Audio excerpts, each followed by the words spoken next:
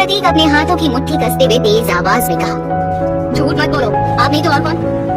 बाबा मैं सच कह रहा हूँ, ओबरॉय परिवार से कल रात कोई पैसा नहीं आया, जो आया वो मेरे हाथ में है, बाकी यकीन करना नहीं करना आपके ऊपर निर्भर करता है। हरिवंश जी ने ब्रीफकेस प्रतीक के हाथ में थमा दे कहा। प्रतीक ने तुरंत उस ब्रीफकेस को नीचे पटक दिया। उसने हरिवंश जी की तरफ पीठ करते हुए कहा, देखिए अपना पैसा आप अपने साथ ले जाइए, मैं पहले भी कह चुका हूँ कि मैं और मेरी माँ आप लोगों के पैसों में बिल्कुल भी इंटरेस्टेड नहीं है।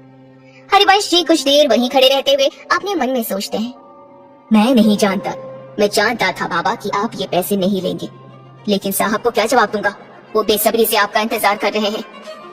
प्रतीक हरिवंश जी को पूरी तरह से इग्नोर करके तेज कदमों से वहाँ से चला गया। वो 12 साल पुरानी बात कैसे भूल सकता था जब उसके पिता ने उसकी माँ को धक्के मारकर ओबरॉय फैमिली से निकाला था।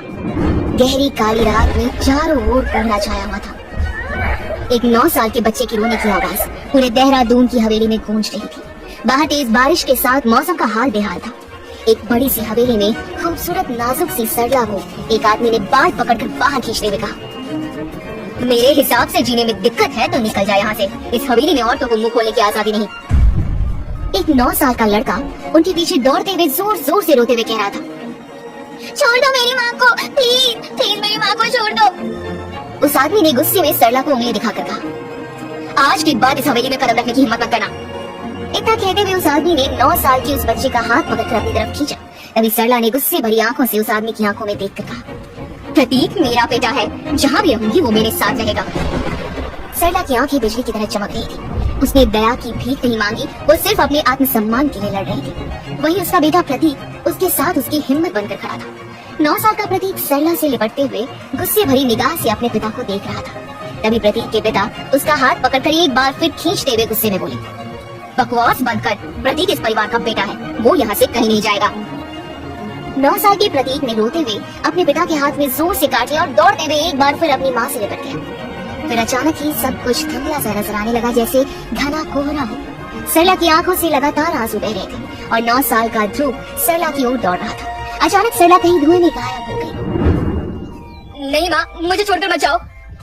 प्रतीक अचानक नींद से जागते हुए चिल्लाया। तभी एक लड़की की मीठी सी प्यारी सी आवाज उसके कानों में पड़ी, क्या हुआ, तुम ठीक तो हो? क्या आज फिर तुमने वही सपना देखा? वो आवाज सुनते ही प्रतीक ने अपने आँख को संभालते हुए आंखें खोली तो देखा उसके सामने खूबसूरत पार्थी खड़ी है। पार्थी को देखते ही प्रतीक के चेहरे पर मुस्कुराहट आ गई।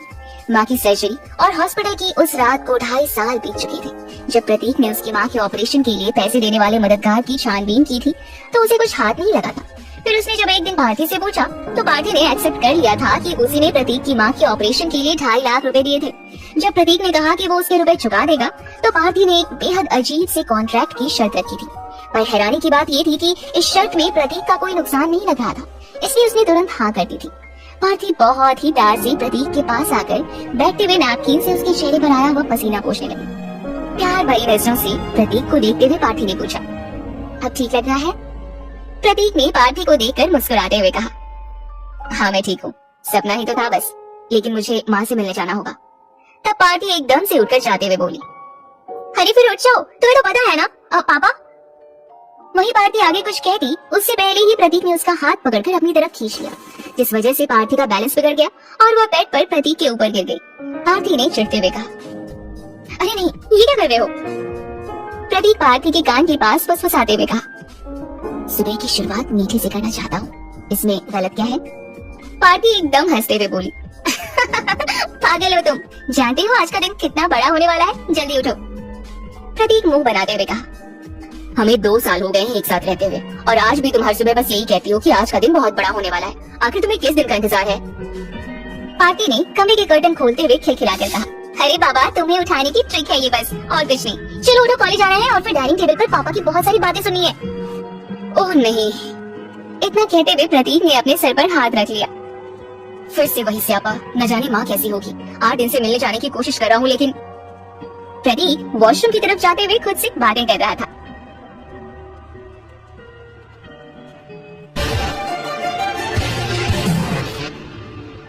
लगभग सुबह के 10 बज चुके थे। पार्थी और उसके पिता mister Randhir Batra dining table पर रखी क्रोकरी को बजाते हुए गाना गा रहे थे, भूख लगी जोरों की भूख लगी, भूख लगी जोरों की भूख लगी।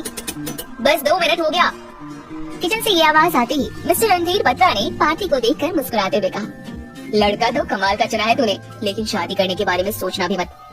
पार्थी ने मुंह बनाते हुए धीमी आवाज में कहा, अरे पापा, इस लंगूर से शादी करना भी कौन चाहता है? वो तो आपका प्लान था, सो मैं 2 साल से ऐसे झेल रही हूँ। फाइनली ब्रेकफास्ट तैयार है। सॉरी अंकल, आज नींद देर से खुली।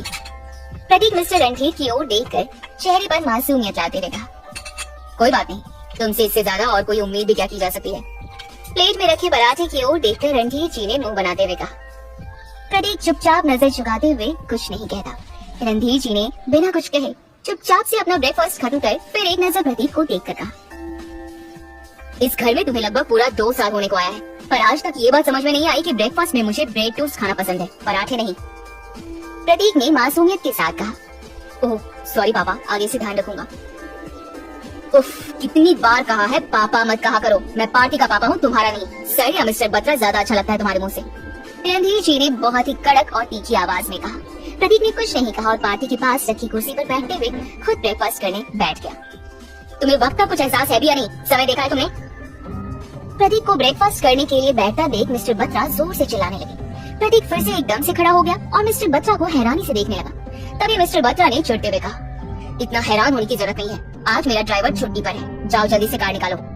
प्रतीक ने एक नजर पार्टी को देखा जो दोनों कंधे उचकाते हुए मासूम सा मुंह बनाकर इशारे में उसे शांत रहने के लिए कह रही थी। प्रतीक ने उदासी भरे लहजे में कहा, ठीक है सर, लेकिन मुझे मेरी माँ से मिलने जाना है। मिस्टर बत्रा ने एक बार फिर चिढ़ते हुए कहा, हाँ तो पहले कार साफ कर दो, उसके बाद तुम जहाँ जाना चाहते हो वहाँ जा सकते हो। आवारा जैसे घूमते तो रहते हो, तुम्हारे पास काम क्या है करने के लिए? इतना कहते हुए मिस्टर बत्रा तेज कदमों से वहाँ से बाहर की ओर चले गए। तभी पार्थी ने उसके कंधे पर हाथ रखकर कहा, sorry, I am really sorry. तुम्हें तो पता है ना पापा का बिजनेस कितना लॉस में है, वो फुल टाइम टेंशन में रहते हैं, उनका व्यवहार कुछ चिड़चिड़ा सा हो गया है, बस इसलिए। इतना कहने के बाद पार्थी एक लंबी सांस लेते हुए मुस्कुराकर प्रतीक के गाल पर धीरे से किस कर दिया। पार्थी ने अपने पैरों के पंजे के बल खड़े होते हुए अपने दोनों हाथ प्रतीक के गले में डालकर एकदम उसके करीब आकर उसकी आंखों में प्यार से देखते हुए कहा, तुम फिक्र मत करो, उनके बिजनेस में सब कुछ ठीक होते ही तुमसे उनका बिहेवियर भी सही हो जाएगा। प्रतीक ने एक नजर पार्थी को देखा, उसने उसके माथे पर किस किया और मुस्कुराते हुए बाहर की ओर चला गया। प्रतीक के वहाँ से जाते ही पार्थी के भाव अचानक ही बदल गए। प्रतीक को जाते हुए देख पार्थी ने अपने हाथ झटकते हुए कहा, क्या बंदा है यार, ये करोड़ों का मालिक होते हुए भी देखो तो कैसी जिद पर अड़ा है, पता नहीं इसको कब तक झेलना पड़ेगा। तभी सामने से मिस्टर बत्रा मुस्कुराते हुए आए। पार्थी ने उन्हें देखकर कहा, मैं जानती थी पापा आज ऑफिस नहीं जाने वाले, बस उसे परेशान कर रहे हैं। मिस्टर बत्रा ने हंसते हुए कहा, हाँ यार, बच्चे न जाने कब तक इसे झेलना पड़ेगा, मैं तो बस ये नहीं चाहता कि वो तुम्हारे बगल में बैठकर ब्रेकफास्ट करे। पार्थी ने मुंह बनाते हुए कहा, पापा आप भी ना सच में?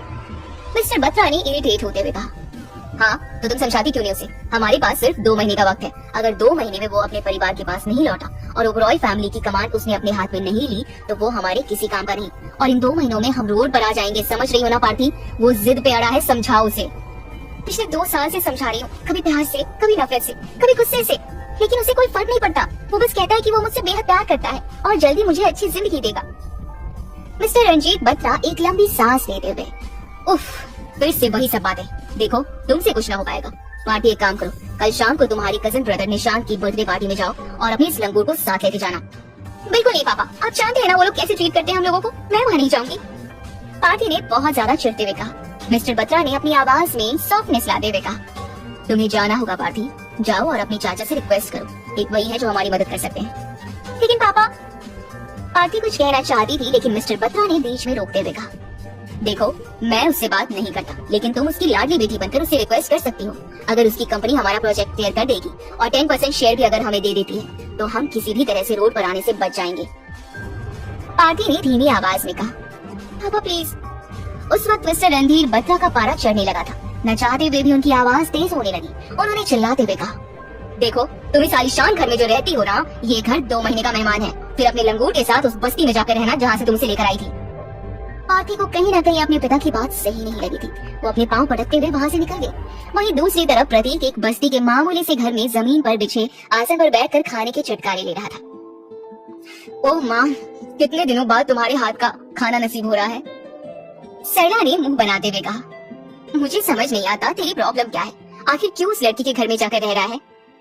प्रतीक ने तुरंत ही धीमी आवाज में जवाब दिया, माँ तू तो जानती है ना, उसके साथ मैंने कॉन्ट्रैक्ट साइन किया है। 6 महीने और मुझे उसके साथ बिताने होंगे। 6 महीने से पहले मैं वो घर नहीं छोड़ सकता। और फिर पार्टी उतनी बुरी भी नहीं है, कभी कभी थोड़ा गुस्सा हो जाती है क्योंकि बिन माँ की बच्ची है। सरला जी मुंह बनाते हुए, पता नहीं क्यों लेकिन मुझे वो बिल्कुल पसंद नहीं। प्रतीक अपने हैंड वॉश करके नैपकिन से हाथ पोंछते हुए कहा, माँ तो फिक्र मत कर, सब ठीक है और सब ठीक ही होगा, धीरे धीरे तू समझने लगेगी। सरला जी ने बड़ी बड़ी आंखें करके हैरानी से प्रतीक को देखते हुए कहा, अच्छा एक बात बता, क्या सच में उस दिन हॉस्पिटल में 2.5 लाख इसी लड़की ने दिए थे? प्रतीक ने हंसते हुए कहा, हाँ माँ पार्थी ने दिए थे। अब तक 1000 बार ये सवाल तुम मुझसे कर चुकी है और मैं इस बात का जवाब दे चुका हूँ। सरला जी ने बिल्कुल भड़कते हुए कहा, हाँ 1000 बार कर लिया तो क्या हुआ, मेरा दिल ये मानने को तैयार नहीं है कि ये लड़की अच्छी हो सकती है। प्रतीक ने सरला जी के दोनों कंधों पर हाथ रखकर मुस्कुराते हुए देखकर कहा, माँ कितनी बार कहा है, वो रात याद मत दिलाया कर, मैं किसी भी हाल में तुझे नहीं खो सकता। और फिर 2.5 लाख रुपए के बदले अगर उसने मुझे 3 साल उसके घर में रहने का कॉन्ट्रैक्ट साइन कराया तो क्या गलत है? लगभग 2 साल से ज्यादा वक्त बीत चुका है, कुछ ही समय बचा है, फिर तू, मैं और पार्थी हम तीनों हमेशा एक साथ रहेंगे। मैं जल्द अपने लिए एक प्यारा सा छोटा सा घर ले लूंगा। सरला ने अपनी आंखों में आ रहे आंसुओं को छुपाते हुए कहा, बस कर, अब क्या रुलाएगा? प्रतीक ने हंसते हुए कहा, नहीं माँ चलो मुझे कॉलेज जाना है, लेट हो रहा है, तुम जानती हो कुछ दिनों में एग्जाम है और लैब में प्रैक्टिकल करने में वक्त ऐसे निकल गया पता ही नहीं चलता। हाँ जानती हूँ, दिन भर कॉलेज में और रात बार में, जल्दी से तेरा ग्रेजुएशन कंप्लीट हो जाए और तुझे अच्छी जॉब मिल जाए, बस रात दिन यही दुआ करती हूँ। वेटर की नौकरी कब तक करेगा? प्रतीक ने सरला जी के माथे पर किस करते हुए कहा, बस करो माँ, आज के लिए इतना काफी है, अभी मैं चलता हूँ, जल्द मिलते हैं, तुम अपना ध्यान रखना। इतना कहते हुए प्रतीक तेज कदमों से बाहर की ओर निकल गया। जैसे ही वो घर के बाहर निकला उसे महसूस हुआ कि जैसे कोई उसे देख रहा है। वो एकदम से रुकते हुए इधर उधर देखने लगा।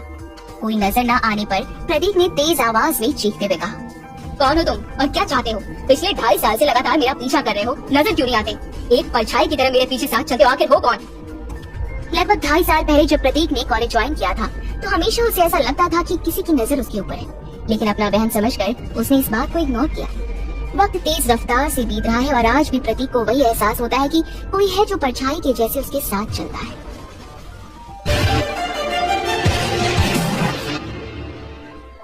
कॉलेज देर से पहुंचने की वजह से प्रतीक तेज कदमों से अपनी क्लास की तरफ बढ़ रहा था। आज कॉलेज में रोज की अपेक्षा कुछ ज्यादा ही भीड़ थी। कॉलेज के बाहर कैंटीन के पास राहुल, रितेश और पार्थी के कुछ दोस्त कोल्ड ड्रिंक की बोतल हाथ में लिए मस्ती कर रहे थे। राहुल प्रतीक को देखकर बहुत ज्यादा एक्साइटेड हो गया, फिर उसने एकदम से प्रतीक के सामने आकर कहा, क्या बात है ब्रो, आजकल तो तुमने कॉलेज आना ही कम कर दिया।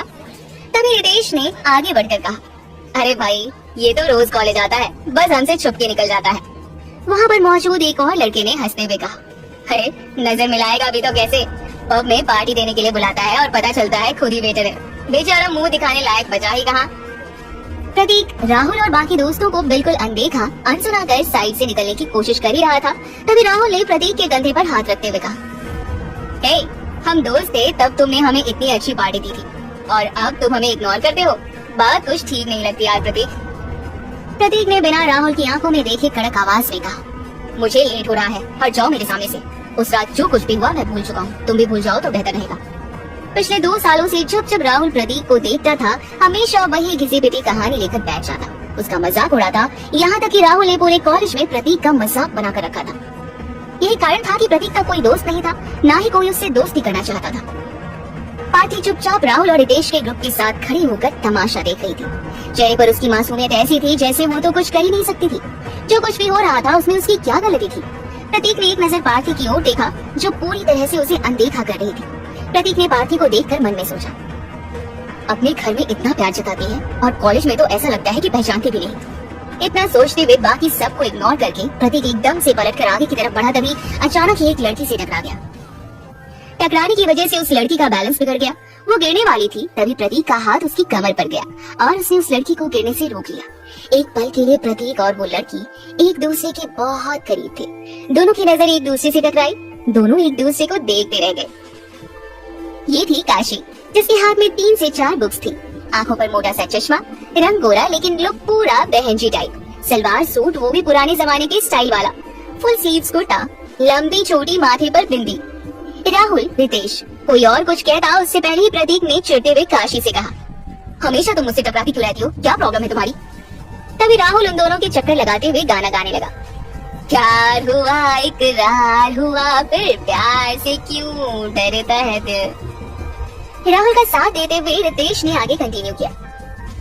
कहता है दिल रास्ता मुश्किल मालूम नहीं कहाँ मंजिल। प्रतीक अपना कंट्रोल अपने आप से खो रहा था। उसने जोर से चिल्लाते हुए कहा, बस करो। प्रतीक की तेज आवाज सुनते ही काशी घबरा गई। वो कुछ बोलना चाहती थी लेकिन उसके मुंह से कोई शब्द नहीं निकला। तभी पीछे से रितेश ने जोर से हंसते हुए कहा, अरे अरे गरीब दास को गुस्सा आ रहा है, देखो किसी की पिटाई ना हो जाए, दूर हटो सब। इतना कहने के बाद राहुल और रितेश एक दूसरे से ताली मारकर जोर से हंसने लगे। प्रतीक एक नजर राहुल को देखता है और फिर 2 कदम उसकी तरफ बढ़ाते हुए उसने कहा, देखो मैं अपनी जिंदगी में खुश हूँ, जो मेरे पास है काफी है, तुम लोग अपने काम से मतलब रखो। ये पहली बार था जब प्रतीक ने गुस्से में राहुल की बदतमीजी का जवाब दिया। तभी रितेश ने राहुल के कंधे पर हाथ रखते हुए उससे पीछे करके खुद आगे बढ़कर प्रतीक की आंखों में देखकर कहा, क्या बात है, मतलब तुम हमसे फाइट करने के लिए तैयार हो? इतना कहने के बाद रितेश ने पार्टी की ओर देखते हुए कहा, तुम क्या कहती हो, क्या इसका जुलूस निकाल दिया जाए? पार्टी ने तेजी से आगे बढ़ते हुए राहुल का हाथ पकड़कर पीछे खींचते हुए कहा, यार तुम लोग प्लीज ये सब बंद करो, जाने दो उसे। वहीं काशी नीचे जमीन पर गिरी हुई अपनी बुक्स उठाते हुए एक तक प्रतीक को देख रही थी। प्रतीक ने महसूस की थी काशी की निगाहें अपने ऊपर। उस वक्त तो उसने काशी से कुछ नहीं कहा, क्योंकि पार्टी को राहुल और रितेश के साथ देखते हुए प्रतीक के लिए बहुत मुश्किल हो रहा था अपने आप पर कंट्रोल करना। प्रतीक कुछ कहता उससे पहले ही पार्टी ने प्रतीक के पास आकर धीरे से फुसफुसाकर कहा, देखो प्लीज तुम लोगों को इग्नोर करो, जाओ तुम्हारी क्लास का टाइम हो रहा है। इतना कहते हुए पार्टी ने तुरंत पलटकर राहुल के हाथ में अपना हाथ डालकर पीछे मुड़कर कहा, जाने दो उसे, ये हमारे बीच खड़े होने के लायक भी नहीं है। प्रतीक अपनी लाल गुस्से भरी आंखों से राहुल को देखे जा रहा था। उसका मन कर रहा था कि वो राहुल का मुंह तोड़ दे, लेकिन तभी उसने गहरी सांस ली और अपने आप से कहा, इन बेकार की बातों में मैं अपना वक्त जाया नहीं कर सकता। वहीं पूरे कॉलेज में प्रतीक ने अपनी इमेज सीधे साधे चॉकलेट बॉय के रूप में बनाई थी। बहुत सी लड़कियां प्रतीक को देखकर उसकी तरफ अट्रैक्ट जरूर होती थी। प्रतीक की हल्की नीली आंखें, लेकिन गहरे काले बाल, गोरा रंग और शार्प फीचर्स हर किसी को अपनी तरफ देखने पर मजबूर कर देता था। लेकिन उसकी जो इमेज थी एक मामूली सी लड़की की, जहां उसे कोई भी कुछ कहता था वो चुपचाप सुन लेता था। वो कभी अपने आप के लिए स्टैंड नहीं लेता था। इस वजह से हर कोई उससे दूरी बनाए रखता था। दूसरी बात, एक वेटर के रूप में जाना जाने वाला प्रतीक खुद अपनी दुनिया में मग्न था। उसे कभी किसी और से कोई लेना देना नहीं रहता था।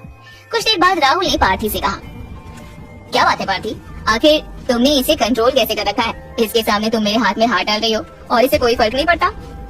पार्थी मुस्कुराते हुए कहती है, फर्क पड़ता है उसे, बहुत फर्क पड़ता है, लेकिन मैंने उसे कह रखा है कि कॉलेज में किसी भी कंडीशन में हम अपने रिश्ते को सबके सामने जाहिर नहीं कर सकते।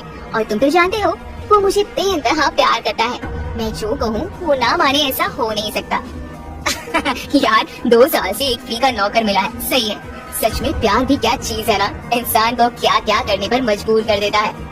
तभी राहुल ने पार्थी की कमर में हाथ डालकर उसे अपनी तरफ खींचते हुए उसके चेहरे के पास अपना चेहरा ले जाकर कहा, जान तो ये मेरी है, वो तो बस एक जरिया है मिस्टर बत्रा की कंपनी को बैंकरप्ट होने से रोकने का। पार्थी ने भी अपने दोनों हाथ राहुल के गले में डालकर मुस्कुराते हुए कहा, वो सच में बहुत बुद्धू है। मैंने बस कहा कि उसकी माँ के इलाज के 2.5 लाख रुपए मैंने दिए हैं, वो एक बार में मान गया, फिर तब से लेकर आज तक मेरी कठपुतली बना हुआ है। लेकिन तुमने मदद नहीं की तो फिर किसने की? रितेश आश्चर्य से सवाल कर रहा था। तभी पार्थी ने मुंह बनाते हुए कहा, क्या फर्क पड़ता है, हो सकता है उसके पिताजी ने की होगी। फिलहाल तो उसे ये पता है कि वो 2.5 लाख रुपए मैंने दिए थे और मात्र 2.5 लाख के चक्कर में 2.5 साल से वो मेरे साथ है। मेरे घर के सारे काम करता है और मेरी हर बात मानता है। और क्या चाहिए? रितेश एक के बाद एक सवाल कर रहा था, क्योंकि 2 साल पहले जो कुछ भी हुआ था उस पूरी प्लानिंग में राहुल, पार्थी और मिस्टर रणधीर बत्रा शामिल थे। रितेश को सारी बातें क्लियर नहीं पता थी। रितेश ने फिर कुछ सोचते हुए कहा, वैसे तुम्हें उसमें इतना इंटरेस्ट क्यों है? उस गरीब दास के पास ऐसा क्या है जो तुम जैसी लड़की ने उसे इतना कंट्रोल करके रखा है? मुझे उसमें नहीं, उसके पैसों में इंटरेस्ट है। उस रात जब पब के बाहर कुछ लोगों को मैंने उसे अपने साथ ले जाते हुए देखा, मुझे लगा हमें उसकी मदद करनी चाहिए। पार्थी की बात खत्म होते ही राहुल ने कहा, हाँ। फिर पार्थी ने मुझे कॉल किया और हम दोनों उन लोगों का पीछा करने लगे। आगे पार्थी ने कहा, लेकिन वहाँ हम देखते हैं कि प्रतीक द हरिवंश रॉय के साथ वह बात कर रहा था। हमने छुपकर सुनने की कोशिश की तो पता चला कि वो करोड़ों का मालिक है जो हरिवंश जी उसे देना चाहते हैं। कुछ देर खामोश रहने के बाद पार्थी ने सोचते हुए कहा, उसी दिन मैं अपने पापा से मिलकर आ रही थी। उन्होंने बताया कि हमारी कंपनी बहुत नुकसान में है, इसलिए शहर के किसी रईस परिवार के साथ वो मेरी शादी करना चाहते हैं ताकि उन्हें सपोर्ट मिले और कंपनी दिवालिया होने से बच जाए। चाहे जो हो जाए, मैं राहुल के अलावा किसी और से शादी नहीं कर सकती, इसलिए ये बुरा प्लान किया। तभी रितेश ने कहा, लेकिन राहुल के पिता मिस्टर जिंदल भी तो तुम्हारी मदद कर सकते थे। रितेश की ये बात सुनते ही राहुल के चेहरे का रंग उड़ गया। राहुल भी रईस था और बड़ी फैमिली से बिलोंग करता था, लेकिन जब मदद की बात आई तो राहुल के पिता ने उसे साफ मना कर दिया था। तब राहुल ने पार्थी को ये प्लान समझाया कि वो प्रतीक को अपने कंट्रोल में कर ले। प्रतीक पार्थी के प्यार में पागल था और अगर वो समझाएगी तो वो खुद हरिवंश जी से अपने करोड़ों रुपए लेकर पार्थी को दे देगा। उसे समझाते समझाते 2.5 साल हो गए हैं, पता नहीं कब इस बुद्धू को अकल आएगी। मुझे तो लग रहा है मैंने गलती कर दी। पार्थी टेंशन में बोली। उसे राहुल पे गुस्सा भी आ रहा था। रितेश राहुल और पार्थी की बात सुनकर हैरान था।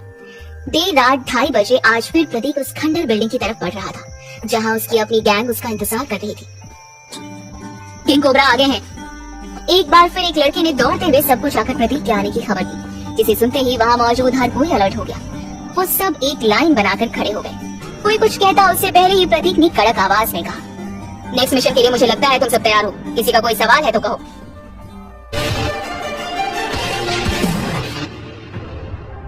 यस कोबरा, हम लोग तैयार हैं। पीछे से केडी की आवाज आई।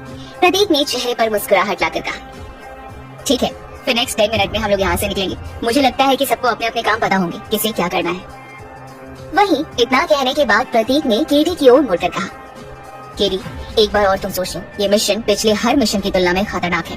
क्या हमें इन बच्चों को खतरे में डालना चाहिए? केडी ने मुस्कुराते हुए कहा, कोबरा तुमने ही हम लोगों को ट्रेन किया और ये बच्चे 2 साल पहले थे, अब बालिग हैं, अपना डिसीजन खुद ले सकते हैं। ये सब अपने जीवन के मकसद को ढूंढते हुए जीवन में कुछ करना चाहते हैं। अगर इन्हें मौका मिल रहा है तो इनमें से एक भी पीछे हटना नहीं चाहेगा।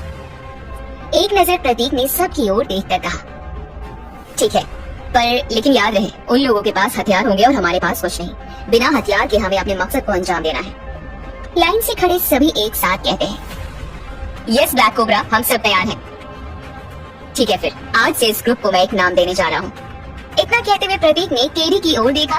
केडी तुरंत पलटकर पास रखे टेबल से कुछ मास्क उठाकर सबको एक एक दे देता है। उनमें से एक लड़के ने कहा, ये मास्क तो बिल्कुल वैसा ही है जैसे ब्लैक कोबरा लगाते हैं।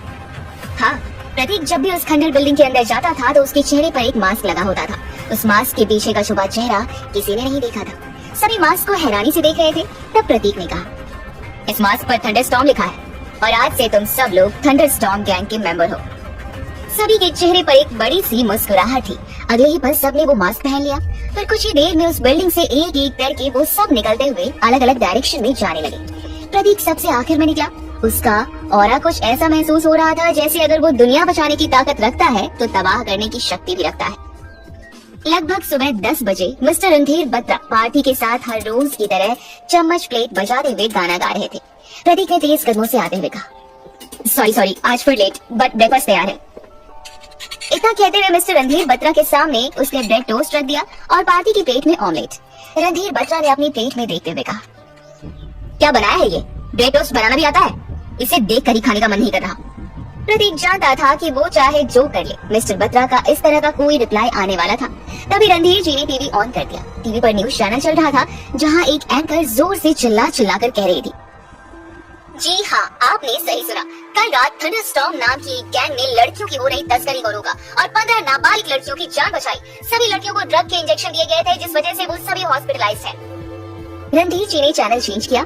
दूसरे चैनल पर भी एक एंकर ने एक लंबी सांस लेते हुए कहा, एक तरह से पुलिस के मुंह पर पड़ा तमाचा। शहर में पुलिस क्या कर रही है जो इस तरह की गैंग को सामने आना पड़ रहा है? कौन थे ये लोग? कहां से आए? कुछ पता नहीं। सीसीटीवी कैमरे में मास्क पहने लड़के की इमेज कैद हुई है, लेकिन इस मास्क के पीछे छुपा चेहरा किसका है?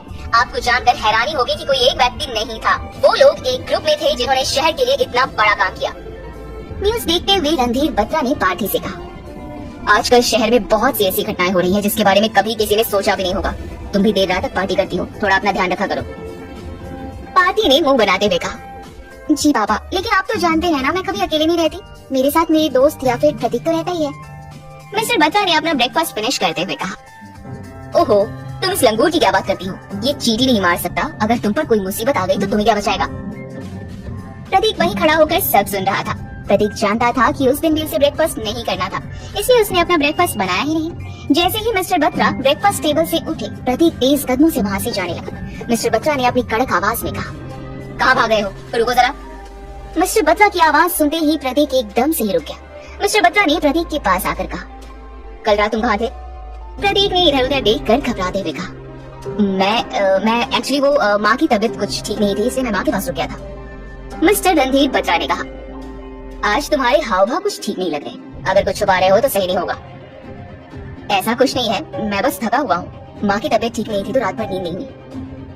प्रतीक अपनी बात कहते हुए आगे बढ़ने लगा, तभी मिस्टर बत्रा ने उसे फिर से रोकते हुए कहा, रुको, अभी बात पूरी नहीं हुई। प्रतीक नजर झुकाकर चुपचाप मासूमियत के साथ खड़ा हो गया। आज रात तुम्हें पार्टी के साथ एक पार्टी में जाना है, उसका ध्यान रखना।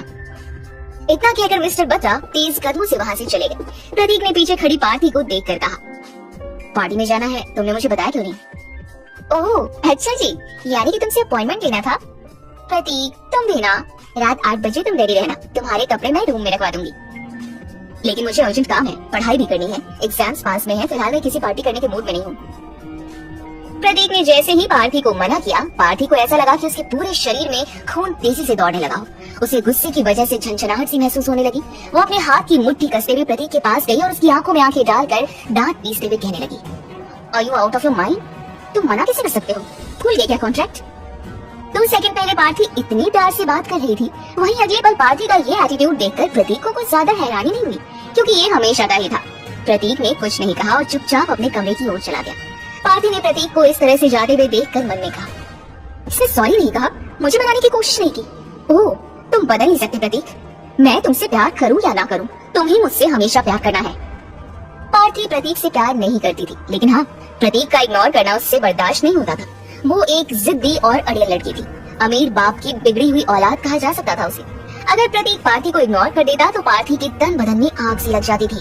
प्रतीक जैसे ही अपने कमरे में गया, एक लंबी सांस लेकर छोड़ते हुए अंदर से कमरे का दरवाजा उसने लगा दिया। फिर आईने के सामने जाकर खड़े होकर खुद को निहारते हुए अपने शर्ट के बटन खोल शर्ट उतार दी। प्रतीक के शोल्डर पर गहरी चोट लगी थी। रात में मिशन के दौरान प्रतीक के शोल्डर के पास से गोली छूकर गुजर गई थी। हालांकि ड्रेसिंग की हुई थी, लेकिन हल्का हल्का खून ड्रेसिंग से भी बाहर आने लगा।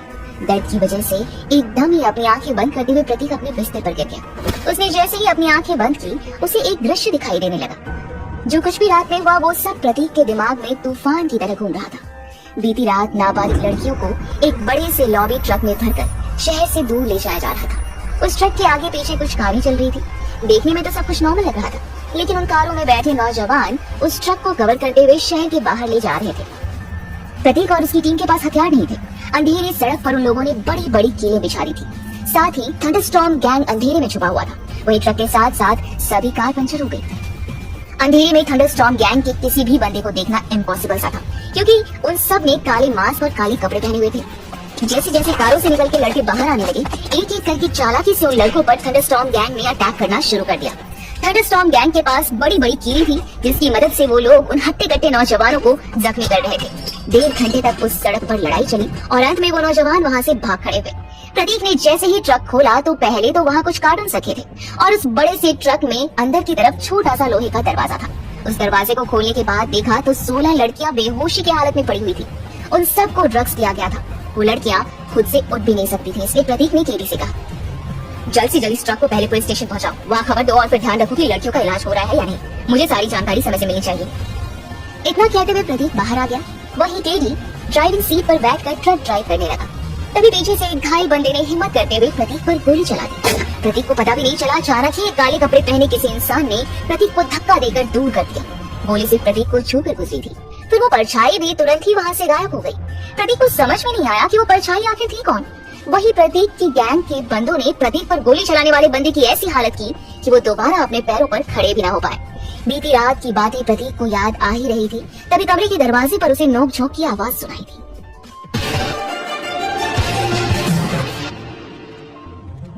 दरवाजे पर खटखट की आवाज सुनकर प्रतीक अपने ख्यालों से बाहर आया। वो कुछ पल के लिए अकेले रहना चाहता था। वही वो जानता था कि दरवाजे पर और कोई नहीं, पार्थी ही होगी, क्योंकि जिस तरह से वो कमरे में आया पार्थी को बर्दाश्त नहीं होगा। प्रतीक ने तुरंत अपनी शर्ट पहनकर दरवाजा खोला।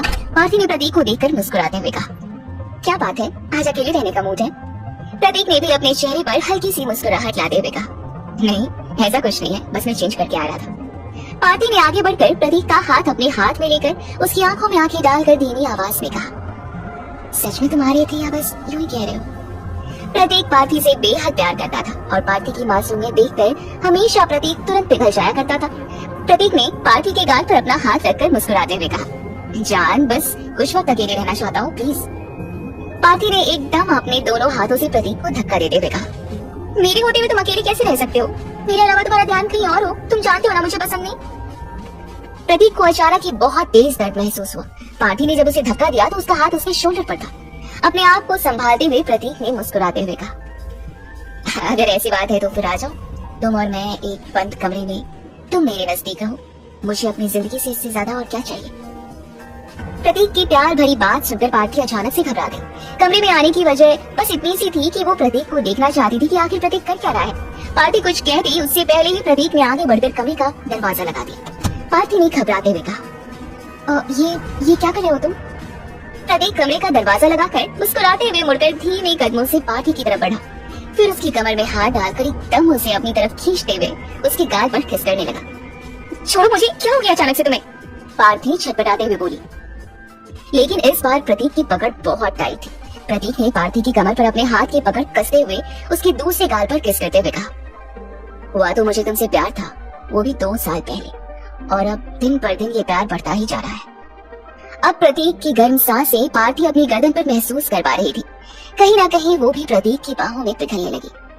कुछ पल के लिए पार्थी भी सब कुछ भूल गई और पैशनेट होकर प्रतीक को किस करने लगी। वो दोनों एक दूसरे की बाहों में खोते जा रहे थे। तभी पार्थी का हाथ प्रतीक के कंधे पर गया और प्रतीक की चीख निकल गई। आह! एकदम से पार्थी ने अपने आप पर कंट्रोल करते हुए प्रतीक की आंखों में देखते हुए कहा, क्या बात है, तुम्हें चोट लगी है? प्रतीक पार्थी की बात का जवाब ना देते हुए उसके होठों को चूमने लगा। लगभग तभी पार्थी ने उसके कंधे पर जोर से हाथ रखकर दबा दिया। आह! क्या कर रही हो ये? दर्द से कराहते हुए प्रतीक ने पार्थी से दूर होकर कहा। पार्थी ने बड़ी बड़ी आंखें करके हैरानी से प्रतीक को देखते हुए कहा, मैंने तुमसे पूछा क्या तुम्हें चोट लगी है? प्रतीक ने अपने माथे पर हाथ फेरते हुए कहा, हाँ मुझे चोट लगी है, कल रात एक छोटा सा एक्सीडेंट हो गया था। व्हाट? कैसा एक्सीडेंट, और तुमने बताया क्यों नहीं? प्रतीक ने एक बार फिर पार्थी का हाथ पकड़कर अपनी तरफ खींचते हुए धीमी आवाज में कहा, अगर बताता तो क्या तुम्हें मेरी फिक्र होती? पार्थी एकदम कुछ सोच में पड़ गई। तभी उसके मोबाइल की रिंग बजने लगी। पार्थी ने अपने मोबाइल की रिंगटोन सुनकर इधर उधर देखा, वही फोन नीचे जमीन पर पड़ा हुआ था। जब प्रतीक ने पार्थी की कमर में हाथ डाला था तो पार्थी के हाथ से उसका मोबाइल छूट गया था। मोबाइल की स्क्रीन पर राहुल का नंबर फ्लैश हो रहा था, जिसे प्रतीक और पार्थी दोनों देख रहे थे। पार्थी ने तुरंत ही अपना फोन उठाकर प्रतीक की ओर देखकर कहा, वो मैं बस कहना चाह रही थी कि शाम को समय से रेडी रहना, लेट हुए तो पापा बहुत गुस्सा करेंगे। इतना कहते हुए पार्थी हड़बड़ाते हुए कमरे से बाहर निकल गई। पार्थी के कमरे से जाते ही प्रतीक ने एक लंबी आह भरी और फिर से अपने बेड पर जाकर लेट गया। जल्द ही रात हो गई। प्रतीक और पार्थी दोनों देहरादून की जानी मानी होटल हयात रेजेंसी में पहुंच गए।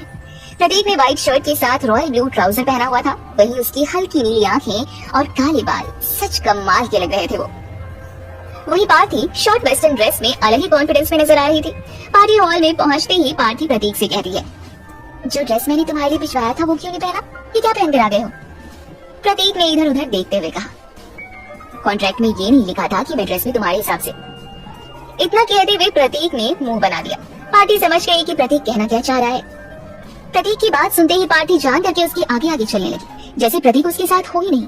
पार्थी के अंकल की छोटी बेटी प्रिया पार्थी को देखते ही दौड़ते हुए आई। हाय पार्थी दी, कैसी हो?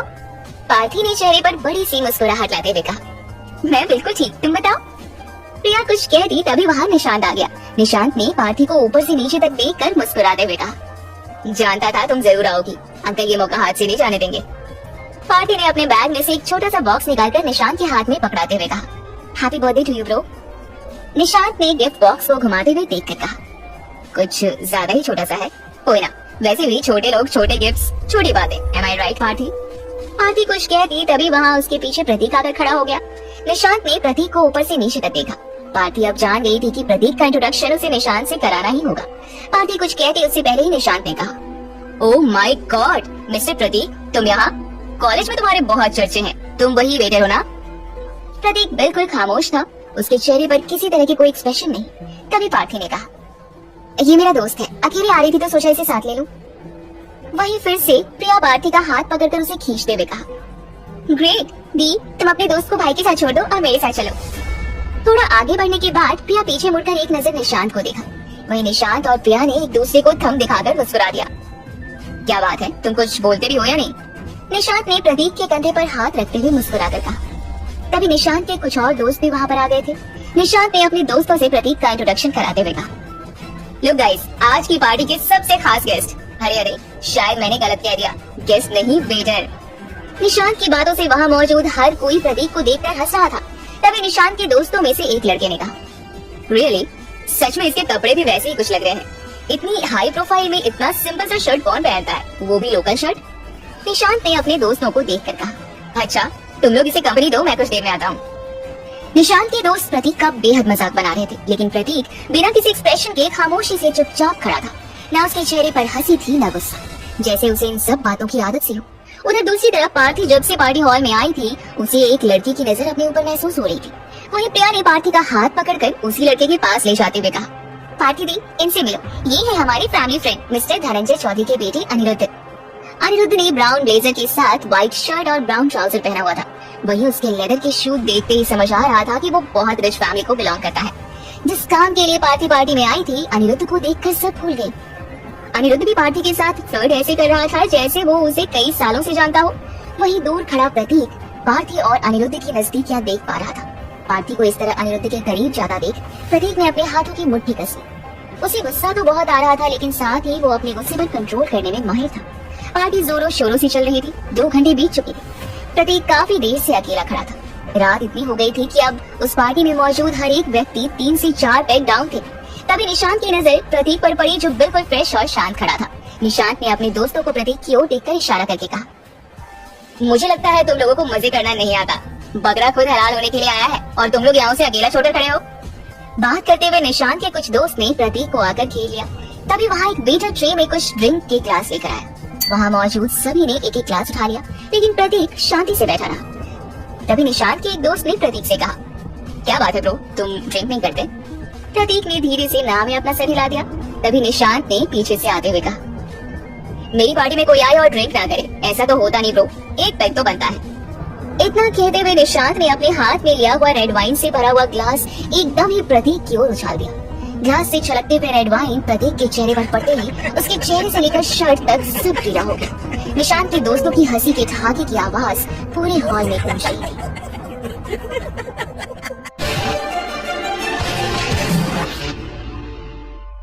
प्रतीक अपनी पॉकेट से रुमाल निकालकर अपना फेस क्लीन करने लगा। हॉल में मौजूद हर किसी की नजर प्रतीक के ऊपर थी। पार्टी ने आगे बढ़ते हुए कहा, क्या हो रहा है यहाँ, क्या है ये सब? तभी निशांत ने मुंह बनाते हुए कहा, देखो ना बहन, तुम्हारे दोस्त ने क्या किया, फ्री की दारू मिली तो कब से लगातार पिए जा रहा है, यहाँ तक कि अपने कपड़े भी तरबतर कर लिए। पार्टी आगे कुछ कहती, तभी उसके पीछे से अनिरुद्ध ने आकर पार्टी का हाथ पकड़ लिया। फिर उसने प्रतीक को ऊपर से नीचे तक देखकर कहा, अरे तुम्हें से क्या लेना देना, come with me, I show you something. इतना कहते हुए अनिरुद्ध पार्टी का हाथ पकड़कर उसे अपने साथ ले जाने के लिए आगे बढ़ा। पार्थी फिलहाल के लिए नहीं चाहती थी कि अनिरुद्ध को पता चले कि प्रतीक उसका दोस्त था और उसके साथ आया था।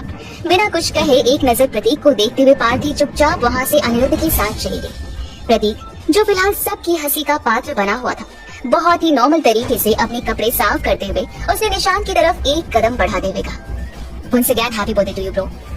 प्रतीक के इस बर्ताव से वहाँ मौजूद हर कोई हैरान था। इतना सब होने के बाद में भी उसके चेहरे पर एक शिकन तक नहीं थी। सच ये थोड़ा अजीब था।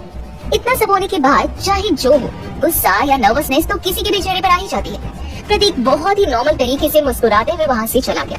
वहीं दूसरी तरफ अनिरुद्ध पार्टी को पूल साइड एरिया में ले गया। पार्टी हॉल में होने की वजह से वहाँ ज्यादा कोई लोग नहीं थे। पार्टी को कहीं ना कहीं थोड़ा अजीब लगा।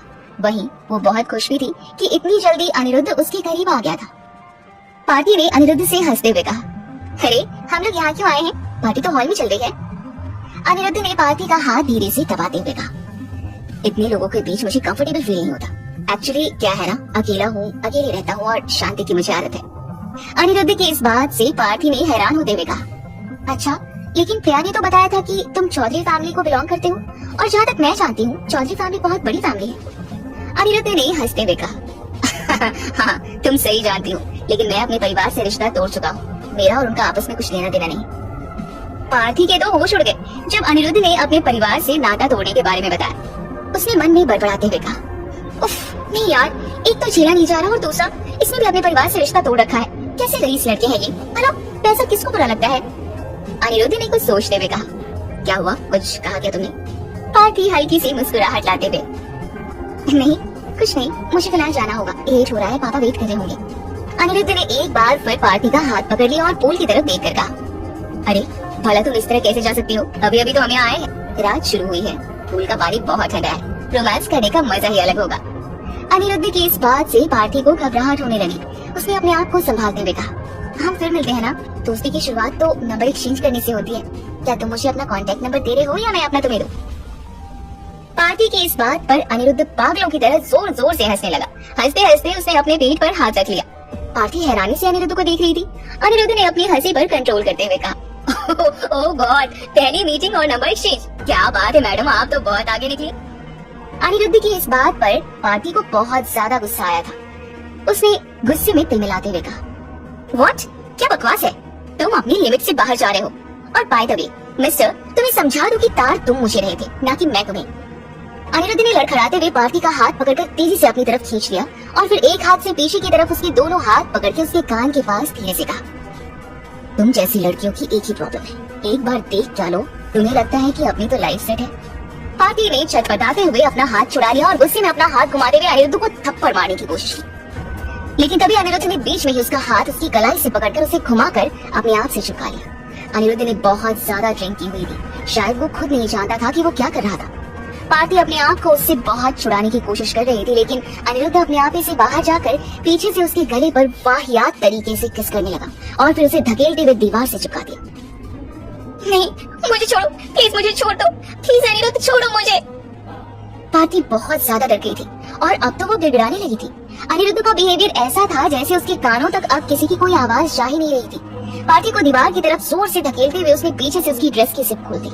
अनिरुद्ध ने जैसे ही ये किया, पार्थी को ऐसा लगा जैसे उसके पैरों तले जमीन खिसक गए हो। वो जोर जोर से चीखना चाहती थी, लेकिन अनिरुद्ध ने एक हाथ से दीवार में उसका चेहरा दबाकर रखा था, जिस वजह से उसकी आवाज भी नहीं निकल रही थी। वहीं पार्थी ने भी ड्रिंक की हुई थी, इसलिए उसके शरीर में भी अनिरुद्ध का सामना करने जितनी ताकत नहीं थी। अनिरुद्ध पार्थी की गोरी पीठ को देखते हुए अपना हाथ उसकी पीठ तक ले जा रहा था, तभी उसे एक जोरदार मुक्का उसके मुंह पर आकर गिरा। अनिरुद्ध बहुत ज्यादा ड्रंक था, इसलिए एक ही मुक्का उसके लिए काफी था और वो जमीन पर जाकर गिर गया। प्रतीक की नजर पार्थी की पीठ पर गई, तभी वो उसके सामने पीठ करके खड़ा हो गया ताकि पार्थी अपने आप को संभाल पाए। एक बार फिर प्रतीक की आंखें चील के समान दिखाई दे रही थी, चील सी गहरी आंखें, मानो प्रतीक अपनी आंखों से ही अनिरुद्ध का कत्ल कर देगा। प्रतीक ने 2 कदम अनिरुद्ध की तरफ बढ़ाया, फिर एक और जोरदार मुक्का उसके मुंह पर मार दिया, जिससे अनिरुद्ध के दांत टूटकर सीधा पोल में जाकर गिर गए। पार्थी खड़े खड़े हैरानी से प्रतीक को देख रही थी, तभी उसके कानों में मिस्टर रणधीर बत्रा यानी कि उसके पिता की बात गूंजी, ये एक चींटी भी नहीं मार सकता, तुम्हें क्या कभी किसी से बचाएगा। वहाँ दूर स्मोक कर रहे एक लड़की ने सब देख लिया। वहीं फिर उसने दौड़ते हुए जाकर पार्टी हॉल में शोर मचा दिया। निशांत, प्रिया और उनके दोस्त दौड़ते हुए पोल साइड एरिया में आ गए। वहाँ का माहौल देखकर निशांत का दिमाग खराब हो गया था, जैसे उसके प्लान पर पानी फिर गया हो। निशांत ने प्रतीक को हैरानी से देखते हुए कहा, क्या ये सब तुमने किया? प्रतीक कुछ नहीं कहता, बस गुस्से से अनिरुद्ध की ओर देखता रहा, जिसके मुंह से खून बह रहा था। वही पार्थी दीवार से चिपककर दूर खड़ी थी, उसकी आंखों में आंसू थे। अनिरुद्ध ने जब पार्थी की ड्रेस की जिप एकदम से खोली, तब जिप टूट गई थी। पार्थी की ड्रेस को दोबारा फिक्स करना पॉसिबल नहीं था। प्रिया के चेहरे पर अलग ही मुस्कुराहट थी, जैसे जो कुछ भी हुआ सब कुछ प्लानिंग के अकॉर्डिंग ही हुआ। तभी प्रिया की एक दोस्त ने पीछे से आते हुए कहा, ओह प्रिया, तुमने अपनी बहन को बताया नहीं कि अनिरुद्ध संकी है? दारू इसके अंदर जाती इसका संकी बना बाहर आ गया। पार्थी हैरानी से प्रिया को देख रही थी। पार्थी की आंखों से लगातार आंसू बह रहे थे। वही प्रतीक ने एक नजर पार्थी को देखा, जो इतने लोगों के बीच बहुत ज्यादा अनकंफर्टेबल महसूस कर रही थी। प्रतीक की आंखें लाल थी। उसने अपनी शर्ट उतारी, फिर बिना कुछ सोचे पार्थी के कंधों पर डाल दी।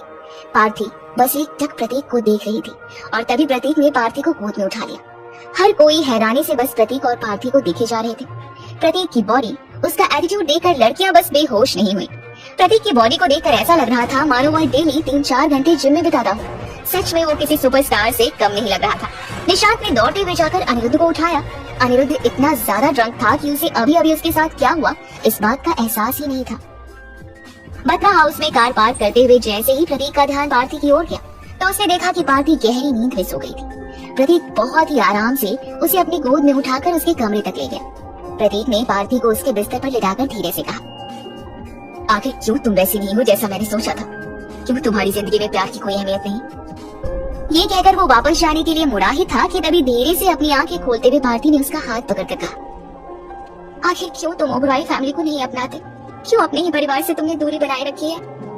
प्रतीक ने पलटकर एक बार भी पार्थी की ओर नहीं देखा और अपना हाथ छुड़ाकर 2 कदम आगे बढ़ गया।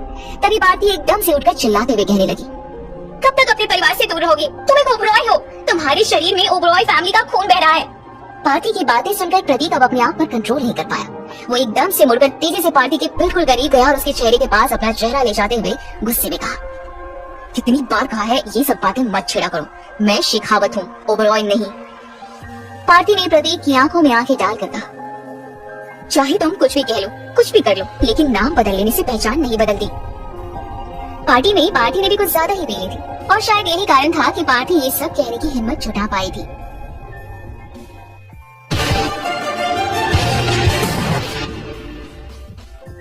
पार्टी बहुत कॉन्फिडेंट थी। उसे ऐसा लग रहा था कि इस बार तो वो प्रतीक को मना ही लेगी।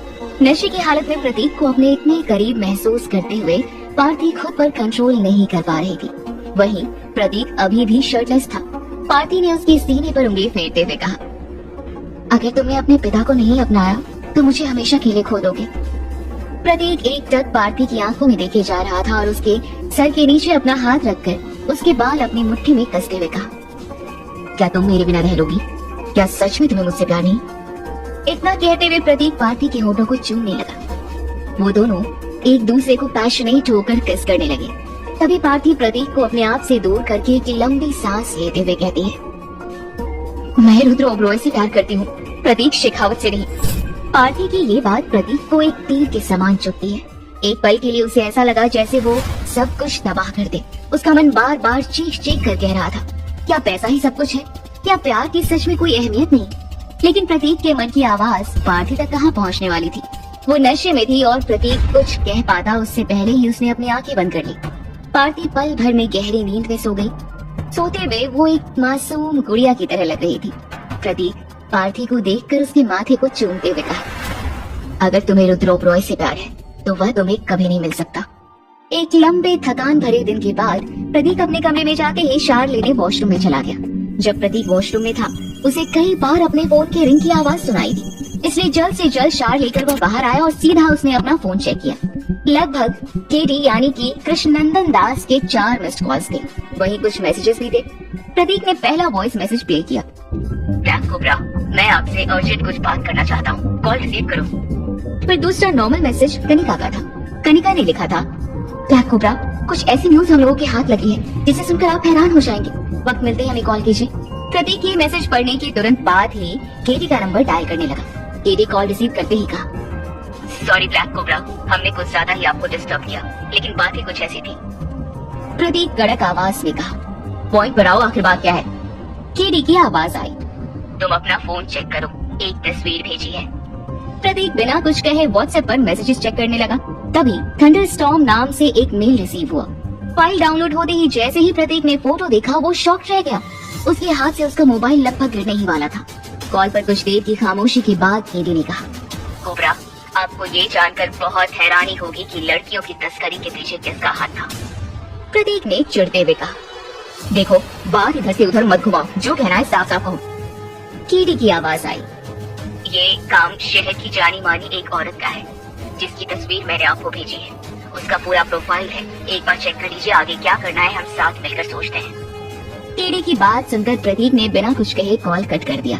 प्रतीक एक बार फिर मोबाइल की स्क्रीन पर केडी की भेजी हुई फोटो देखी। एक पल के लिए उस फोटो को देखकर उसके हाथ पैर ठंडे पड़ गए थे। अचानक ही हवा बहुत तेज चलने लगी। प्रतीक के कमरे की बड़ी सी खिड़की से हवा कमरे में आते हुए प्रतीक को छूकर उसे उसका अतीत याद दिला रही थी। जब प्रतीक 9 साल का था और उसके पिता उसकी माँ सरला को हवेली से बाहर निकाल रहे थे, उस दिन भी मौसम कुछ ऐसा ही था, तेज हवा के साथ बारिश। आज भी मौसम के अंदाज कुछ वैसे ही थे। 9 साल का प्रतीक किसी भी हाल में अपनी माँ का साथ नहीं छोड़ना चाहता था। वहीं मिस्टर ओबरॉय चाहते थे कि सरला उनकी जिंदगी से चले जाएं और प्रतीक उनके साथ रहे। जब सरला को हवेली से बाहर फेंका गया तो सरला भले ही अपने आत्मसम्मान के लिए नहीं लड़ी, लेकिन अपने बेटे के लिए वो इस तरह खड़ी थी जैसे वह अकेली 10 लोगों के बराबर हो। प्रतीक के पिता मिस्टर ओबरॉय कुछ कहते तभी पीछे से एक औरत की आवाज आई, जाने दीजिए उसे। प्रतीक और उसकी माँ हवेली के बाहर खड़े हुए थे। मिस्टर ओबरॉय ने प्रतीक का हाथ जोर से पकड़ा हुआ था। जैसे ही उन्होंने ये आवाज सुनी तुरंत प्रतीक का हाथ छोड़कर पीछे की ओर मुड़ गए। उन सब के सामने लगभग 8 महीने प्रेग्नेंट औरत खड़ी थी जिसका नाम मीनाक्षी था। मीनाक्षी वही औरत थी जिसके लिए मिस्टर ओबरॉय अपना परिवार, अपना सब कुछ छोड़ने को तैयार थे। बिना बताए उन्होंने मीनाक्षी से दूसरी शादी की और मीनाक्षी के कहने पर ही अपनी पहली पत्नी को घर से, अपनी जिंदगी से निकाल फेंक दिया। मीनाक्षी ने मासूमियत से अपने पेट पर हाथ रखकर कहा, बस कुछ ही वक्त की बात है, ये जल्दी बाहर आ जाएगा और आपके जीवन की हर कमी पूरी कर देगा। जाने दो उसे, अगर वो अपनी माँ के साथ रहना चाहता है तो इसमें गलत क्या है। मीनाक्षी की बात सुनकर मिस्टर ओबरॉय एक नजर प्रतीक और सरला जी की ओर देखते हुए मीनाक्षी से कहते हैं, लेकिन वो मेरा बेटा है, मेरा खून है।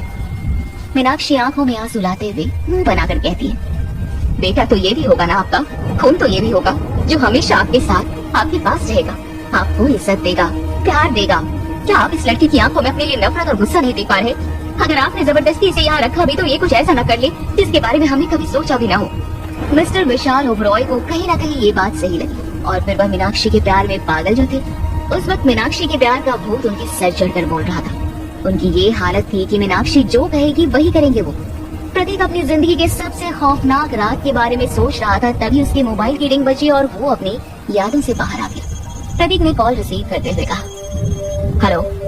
दूसरी तरफ से आवाज आई, ब्लैक कोबरा, उम्मीद है तुमने तस्वीर देखी होगी। इस बात का जवाब में प्रतीक कुछ नहीं कहता, क्योंकि हाँ, तस्वीर तो उसने देखी थी और तस्वीर में जो औरत है उसे प्रतीक बहुत अच्छे से जानता था। केरी ने कहा, तो फिर बताइए क्या करना है। प्रतीक कुछ देर की खामोशी के बाद कहा, फिलहाल कुछ नहीं, अभी बहुत से पुराने ऐसे हिसाब हैं जो चुकाने हैं। सजा तो मिलेगी और इतनी खौफनाक कि रूह कांप जाए। वहीं दूसरी तरफ देहरादून की पुश्तैनी हवेली में आज बहुत ज्यादा चहल पहल थी। लगभग पूरा परिवार एक कमरे में इकट्ठा हुआ था, क्योंकि ओबरॉय परिवार के सबसे खास सदस्य मिस्टर नारायण ओबरॉय, जिन्हें हेड ऑफ द फैमिली कहा जाता था, उनकी तबीयत कुछ ठीक नहीं थी। 4 से 5 डॉक्टर की टीम लगातार उन्हें ट्रीट कर रही थी। वहीं दरवाजे के बाहर खड़े परिवार के बाकी सदस्य आपस में कानाफूसी करने से बाज नहीं आ रहे थे। तभी एक महिला सदस्य ने कहा, अगर इन्हें कुछ हो गया तो सब कुछ हमारे हाथ से चला जाएगा। दुआ करो कि कुछ दिन और ये टिक जाए ताकि वसीयत तैयार हो जाए। दूसरी महिला सदस्य, अरे भाभी क्या बात कर रही हो, क्या आप नहीं जानती उन्होंने पहले ही अपना सब कुछ अपने बड़े भाई विशाल के बेटे रुद्र ओबरॉय के नाम कर दिया है, जो खुद इस घर से कोई रिश्ता नहीं रखना चाहता। तभी एक लड़का कहा, दादू की जाने के बाद ऐसी स्थिति होगी कि हमें कुछ 1000 रुपए के लिए भी रुद्र या बड़े अंकल के आगे हाथ फैलाने होंगे। मिस्टर नारायण ओबरॉय लगभग 85 साल के बूढ़े व्यक्ति थे, जिन्होंने अपनी जिंदगी में बहुत संघर्ष किया और देहरादून में अपनी ऐसी छवि बनाई कि आज बाहर का कोई भी व्यक्ति उनका नाम अगर सुनता तो पल भर के लिए उनके बारे में सोचने लग जाता। उनका रुतबा ऐसा था कि कोई भी उनके सामने नजर उठाकर नहीं देखता। वहीं उनके परिवार के उनके अपने लोग इस बात से घबराए हुए थे कि अगर वो मर गए तो प्रॉपर्टी का क्या होगा, उन्होंने अपनी प्रॉपर्टी किसके नाम की होगी। सब लोग खुसर खुसर कर रहे थे। तभी मेन डॉक्टर बाहर आकर विशाल से कहा, देखिए वो पहले से बेहतर है, लेकिन कितने दिन रहेंगे ये कहना मुश्किल है। अगर आप लोग इन्हें खुश रखें, इनकी इच्छाएं पूरी हो, इनका मन स्वस्थ हो, तो यह 6 महीने भी निकाल सकते हैं, वरना 2 घंटे भी निकाल पाएंगे या नहीं कुछ कहा नहीं जा सकता। इतना कहते हुए डॉक्टर वहाँ से चले जाते हैं। 2 नर्स अभी भी कमरे में थी जो नारायण जी की देख रेख कर रही थी। नॉर्मली भी नारायण जी के कमरे में किसी को भी जाने की इजाजत नहीं होती थी। विशाल जी जैसे ही नारायण जी के कमरे में गए, नारायण जी ने अपनी हल्की हल्की आंखें खोलकर विशाल को देखते हुए कहा, रुद्र क्या उसका कुछ पता चला? मिस्टर बत्रा के पास नारायण जी की किसी भी बात का कोई जवाब नहीं था। तभी दरवाजे पर खटखटाहट की आवाज सुनाई दी। मिस्टर बत्रा ने जैसे ही दरवाजे पर देखा, वहाँ हरिवंश जी खड़े थे। हरिवंश रॉय धीमे कदमों से कमरे में आए। उन्हें देखते ही नारायण जी के चेहरे पर एक मुस्कुराहट आ गई। उन्होंने धीरे से अपने कांपते हुए हाथ हरिवंश जी की ओर बढ़ाए। हरिवंश जी ने तेज कदमों से आगे बढ़कर नारायण जी का हाथ अपने हाथ में ले लिया। नारायण जी ने अपनी लड़खड़ाती आवाज में कहा, क्या तुमने रुद्र को ढूंढ लिया? क्या वो आ रहा है? हरिवंश जी ने एक नजर विशाल ओबरॉय की ओर देखा और फिर कुछ देर सोचने के बाद कहने लगे, हाँ जी, मैंने रुद्र को ढूंढ लिया है और आप फिक्र मत कीजिए, वो जल्दी आपके पास होगा। वो आपसे बहुत प्यार करता है और आपके बारे में बातें भी करता है।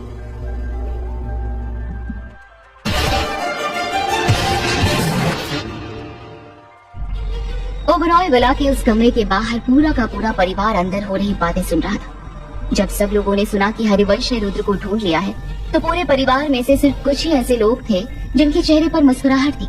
बाकी सारे लोगों के तो होश उड़ गए थे। उस परिवार में से मात्र 3% लोग ही चाहते थे कि रुद्र लौट आए। बाकी सारे सदस्य दिन रात ये दुआ करके बिता रहे थे कि प्रतीक जहाँ भी हो वही रहे, या काश कि वो भगवान को प्यारा हो जाए। रुद्र यानी कि प्रतीक। बचपन में हवेली में प्रतीक को रुद्र के नाम से जाना जाता था। जब मिस्टर विशाल ने रुद्र और उसकी माँ सरला जी को घर से बाहर निकाला था, तो उन लोगों ने अपने बुरे वक्त को भी पीछे छोड़ दिया था। सरला जी ने खुद मेहनत करके प्रतीक को पाला और एक अच्छा इंसान बनाया। वहीं उन्होंने अपना सरनेम शेखावत रख लिया और फिर रुद्र ओबरॉय प्रतीक शेखावत बन गया। मिस्टर बत्रा ने हरिवंश जी की ओर देखकर इशारे से उन्हें अपने पीछे आने के लिए कहा। हरिवंश जी ने नारायण जी की ओर नम आंखों से देखते हुए कहा, आप बस खुश रहिए, आपका रुद्र जल्द ही आपके पास होगा। उसका एग्जाम है, इसलिए वो शहर से बाहर है। एग्जाम खत्म होते ही वो आपको मिलने जरूर आएगा। इतना कहते हुए हरिवंश जी मिस्टर बत्रा के पीछे चल दिए। जब वो दोनों कमरे से बाहर निकले तो परिवार के हर एक सदस्य की निगाहें उन पर ही टिकी हुई थी। वो दोनों सबको इग्नोर करते हुए जैसे ही आगे बढ़ते हैं तो पीछे से एक आवाज आई, भैया क्या हरिवंश सच कह रहा है, रुद्र मिल गया? ये मिस्टर सत्येंद्र ओबरॉय थे, विशाल ओबरॉय के छोटे भाई यानी कि रुद्र के चाचा। उनकी आवाज सुनते ही मिस्टर ओबरॉय अपने कदम रोक लिए और बिना पीछे मुड़े कहा, अभी अभी जो कहा गया वो सब सच है। कुछ दिनों में रुद्र हम सबके बीच में होगा। इतना कहते हुए मिस्टर विशाल ओबरॉय तेज कदमों से वहाँ से जाने लगे और वहीं हरिवंश जी उनके पीछे चल दिए। विशाल जी ने अपने कमरे में जाते ही हरिवंश को अंदर आने का इशारा करते हुए दरवाजा लगाते हुए कड़क आवाज में कहा, इतनी बड़ी बात तुमने कैसे कह दी? क्या तुम रुद्र को यहाँ तक लेकर आ पाओगे? हरिवंश जी के चेहरे पर भी कठोर भाव थे। उन्होंने भी बराबर इसी कड़क आवाज में कहा, तुमने मेरे लिए कोई और ऑप्शन नहीं छोड़ा, मैं और क्या करता? तुम जानते हो अगर पिताजी को कुछ हो गया तो सब कुछ खत्म हो जाएगा। मिस्टर ओबरॉय ने कहा, हाँ मैं अच्छे से जानता हूँ, अगर पिताजी को कुछ हो गया तो सब कुछ खत्म हो जाएगा, लेकिन तुम भी ये बात अच्छे से जानते हो कि 2 साल से हम उस लड़के को यहाँ लाने की कोशिश कर रहे हैं, लेकिन वो मानने को तैयार नहीं। मिस्टर ओबरॉय आगे कुछ कहते तभी हरिवंश जी ने चेहरे पर कुटिल मुस्कुराहट लाते हुए कहा, एक तरीका है, तुम चाहो तो वो यहाँ आ सकता है। हरिवंश जी की ये बात सुनकर मिस्टर ओबरॉय अपनी बड़ी बड़ी फटी आंखों से हरिवंश जी को देखने लगे। तभी हरिवंश जी ने आगे कहा, अगर तुम सरला भाभी से माफी मांग लो और वो तुम्हें माफ कर दे तो जल्द से जल्द रुद्र इस विला में होगा और खुशी खुशी इस परिवार की कमांड अपने हाथ में ले लेगा। मिस्टर बत्रा ने हरिवंश जी की बात सुनते ही तेज आवाज में चीखते हुए कहा, बकवास बंद करो, तुम जानते हो कि ऐसा नहीं हो सकता। उतनी ही तेज आवाज में हरिवंश जी ने भी चीखते हुए कहा, ऐसा नहीं होगा तो अब ये तुम्हारी प्रॉब्लम है, तुम सोच लो तुम्हें क्या करना है। इतना कहते हुए हरिवंश जी तेज कदमों से कमरे से निकल गए। जब उन्होंने कमरे का दरवाजा खोला तो सामने उन्हें मीनाक्षी दिखाई दी थी, जिसे एक नजर देखकर बिना कुछ कहे वो वहाँ से चले गए। कमरे के बाहर खड़े होकर मीनाक्षी ने सारी बातें सुन ली थी। मीनाक्षी ने तेजी से कमरे में आकर मिस्टर ओबरॉय से कहा, वो इतनी बड़ी बात कह गया और आप खामोश हैं, आखिर वो होता कौन है ये सब कहने वाला? मिस्टर ओबरॉय ने तेज आवाज में मीनाक्षी पर चिल्लाते हुए कहा, वो इस घर का सब कुछ है, मेरा दोस्त है, मेरा यार है और इस घर का अच्छा सोचने वाला एकमात्र इंसान है। आज के बाद उसके बारे में एक शब्द नहीं। बीते वक्त की एक छोटी सी कहानी थी। हरिवंश रॉय को मिस्टर नारायण ओबरॉय बचपन में अपने साथ घर ले आए थे। उन्हें एक मासूम सा छोटा बच्चा रेलवे स्टेशन पर मिला था, जिसे उन्होंने अपना लिया और तब से वो ओबरॉय फैमिली उनके साथ रह रहा था। वहीं फिर उन्हें घर के मैनेजर के रूप में उसे पोस्ट दी गई थी। ओबरॉय परिवार के अच्छा बुरा सही गलत हर एक काम हर एक चीज में हरिवंश जी का इन्वॉल्वमेंट रहा। मिस्टर विशाल ओबरॉय और हरिवंश जी ने बचपन साथ बिताया। वो दोनों एक दूसरे के जिगरी यार की तरह थे। मीनाक्षी ने तुरंत अपने भाव बदल लिए और बड़े ही प्यार से मिस्टर ओबरॉय के कंधे पर हाथ रखकर कहा, मेरे कहने का मतलब था कि क्या आप उसकी बात मानकर सरला से माफी मांगेंगे? मिस्टर ओबरॉय अपने कंधे पर मीनाक्षी का रखा हुआ हाथ हटाते हुए उसकी आंखों में देखकर कहा, सालों पहले मैंने एक बहुत बड़ी गलती की है। अगर उस गलती को सुधारने के लिए मुझे माफी मांगनी पड़े तो हाँ, मैं मांगूंगा। मीनाक्षी ये सुनते ही घबरा गई। उसे ऐसा लगा जैसे रेत के समान उसके हाथ से सब कुछ छूटता जा रहा था। मीनाक्षी कुछ कहती उससे पहले ही मिस्टर ओबरॉय ने कहा, तुमसे प्यार किया था, तुम पर यकीन किया, लेकिन तुम एक वारिस तक नहीं दे पाए। दोनों बार तुमने लड़कियों को जन्म दिया। इतना कहकर मिस्टर ओबरॉय एक लंबी सांस लेते हैं। फिर उन्होंने मीनाक्षी की आंखों में देखते हुए कहा, जानता हूँ गलती तुम्हारी नहीं है, मैंने अपनी बच्चियों से बहुत प्यार किया है। इसका मतलब ये नहीं कि मैं अपने बेटे को भूल जाऊं। वो इस परिवार का वारिस है और उसे लौट कर आना ही होगा। मिस्टर ओबरॉय के कमरे से जाते ही मीनाक्षी तिलमिला उठी। उसे ऐसा लग रहा था जैसे गुस्से में वो पागल हो जाएगी। उसने चीखते हुए कहा, इतने साल की मेरी मेहनत खराब नहीं हो सकती, चाहे जो हो जाए। ये सब कुछ मेरा और मेरी बेटियों का है। इतना कहते हुए मीनाक्षी ने नजदीक टेबल से एक कीमती फ्लावर पॉट उठाकर जमीन पर फेंक दिया। 2 दिन बीत चुके थे। आज प्रतीक सुबह सुबह तैयार होकर अपनी माँ सरला से मिलने के लिए निकल ही रहा था। तभी पार्थी ने उसे दरवाजे पर रोकते हुए कहा, कहाँ जा रहे हो? प्रतीक कुछ कहता उससे पहले ही पार्थी अपना हाथ झटकते हुए कहा, जहाँ भी जा रहे हो क्या फर्क पड़ता है, फिलहाल तुम कहीं नहीं जा सकते क्योंकि तुम्हें मेरे साथ चलना होगा, मैं शॉपिंग पर जा रही हूँ। प्रतीक जानता था कि अगर पार्थी ने मन बना लिया है तो वह कुछ नहीं कर सकता। उसने तुरंत ही हाँ में अपना सर हिला दिया और पार्थी के साथ घर से बाहर निकल गया। घर के बाहर गार्डन एरिया में रणधीर बत्रा गार्डन में न्यूज़पेपर के साथ चाय की चुस्की का आनंद ले रहे थे। उन्होंने दूर से ही पार्थी और प्रतीक को जाते हुए देखा। तभी पार्थी को आवाज लगाते हुए कहा, क्या तुम शॉपिंग पर जा रही हो? पार्थी ने भी मुस्कुराते हुए हाथ हिलाते हुए कहा, यस डैड, इवनिंग तक आऊंगी। तभी मिस्टर बत्रा ने कहा, अरे एक मिनट रुको, मुझे तुमसे कुछ बात करनी है। इतना कहते हुए वो पार्थी की तरफ बढ़ते हैं। तभी मेन गेट से एक लग्जरी कार एंटर हुई। वही पार्थी को याद आता है कि वो अपना मोबाइल अपने कमरे में ही भूल आई थी। उसने तुरंत ही पीछे पलटकर एटीट्यूड से कहा, उफ, प्लीज प्रतीक, मेरे कमरे से मेरा मोबाइल ले आओगे? मिस्टर बत्रा ने पार्थी की ओर आते हुए कहा, तुम उसे प्लीज क्यों कह रही हो? ये भी नहीं करेगा तो क्या करेगा? प्रतीक कुछ नहीं कहता, वो तुरंत ही पलटकर मोबाइल लेने के लिए चला गया। वहीं फिर कार को देखते ही मिस्टर बत्रा ने हंसते हुए कहा, बस यही बताना चाह रहा था कि मेरी एक दोस्त आज हमारे साथ वक्त बिताने यहाँ आ रही है, अगर कुछ देर रुक जाओ तो अच्छा रहेगा।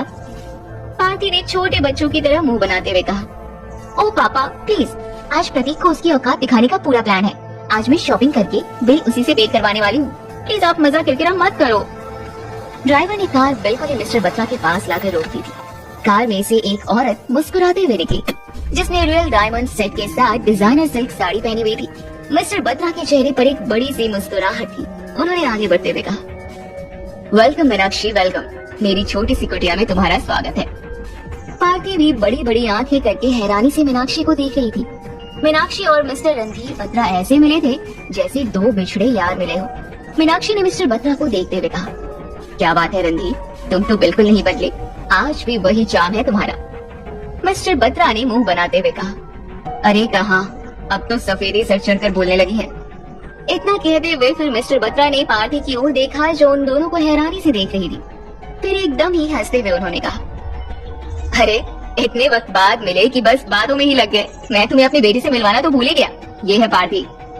मीनाक्षी पार्थी की तरफ ऐसे बढ़ी थी जैसे वो पार्थी को सालों से जानती हो और तुरंत ही उसके गले लग गई। फिर मीनाक्षी ने मिस्टर बत्रा की ओर मुड़कर कहा, क्या बात है रणधीर, तुम्हारी बेटी तो बहुत खूबसूरत है। मिस्टर बत्रा कुछ कहते उससे पहले ही पार्थी ने कहा, लेकिन आपसे ज्यादा नहीं, इस उम्र में भी आपके चेहरे का ग्लो देखते ही बनता है, सच में आप बहुत खूबसूरत हैं। मीनाक्षी ने अपना हाथ पार्थी के कंधे पर रखते हुए कहा, ओह, तुम आजकल के बच्चे ना बहुत अच्छे से जानते हो किससे कैसी बातें करनी है। प्रतीक की नजर अपने मोबाइल पर थी, वह अपनी धुन में ही चला आ रहा था। अचानक उसकी नजर पार्थी और मीनाक्षी पर पड़ी जो वहीं एक दूसरे से बात कर रही थी। उसके कदम वहीं जम गए थे। मीनाक्षी को सामने देखकर प्रतीक को ऐसा लगा जैसे उसे अभी अभी 440 वोल्ट का झटका लगा हो।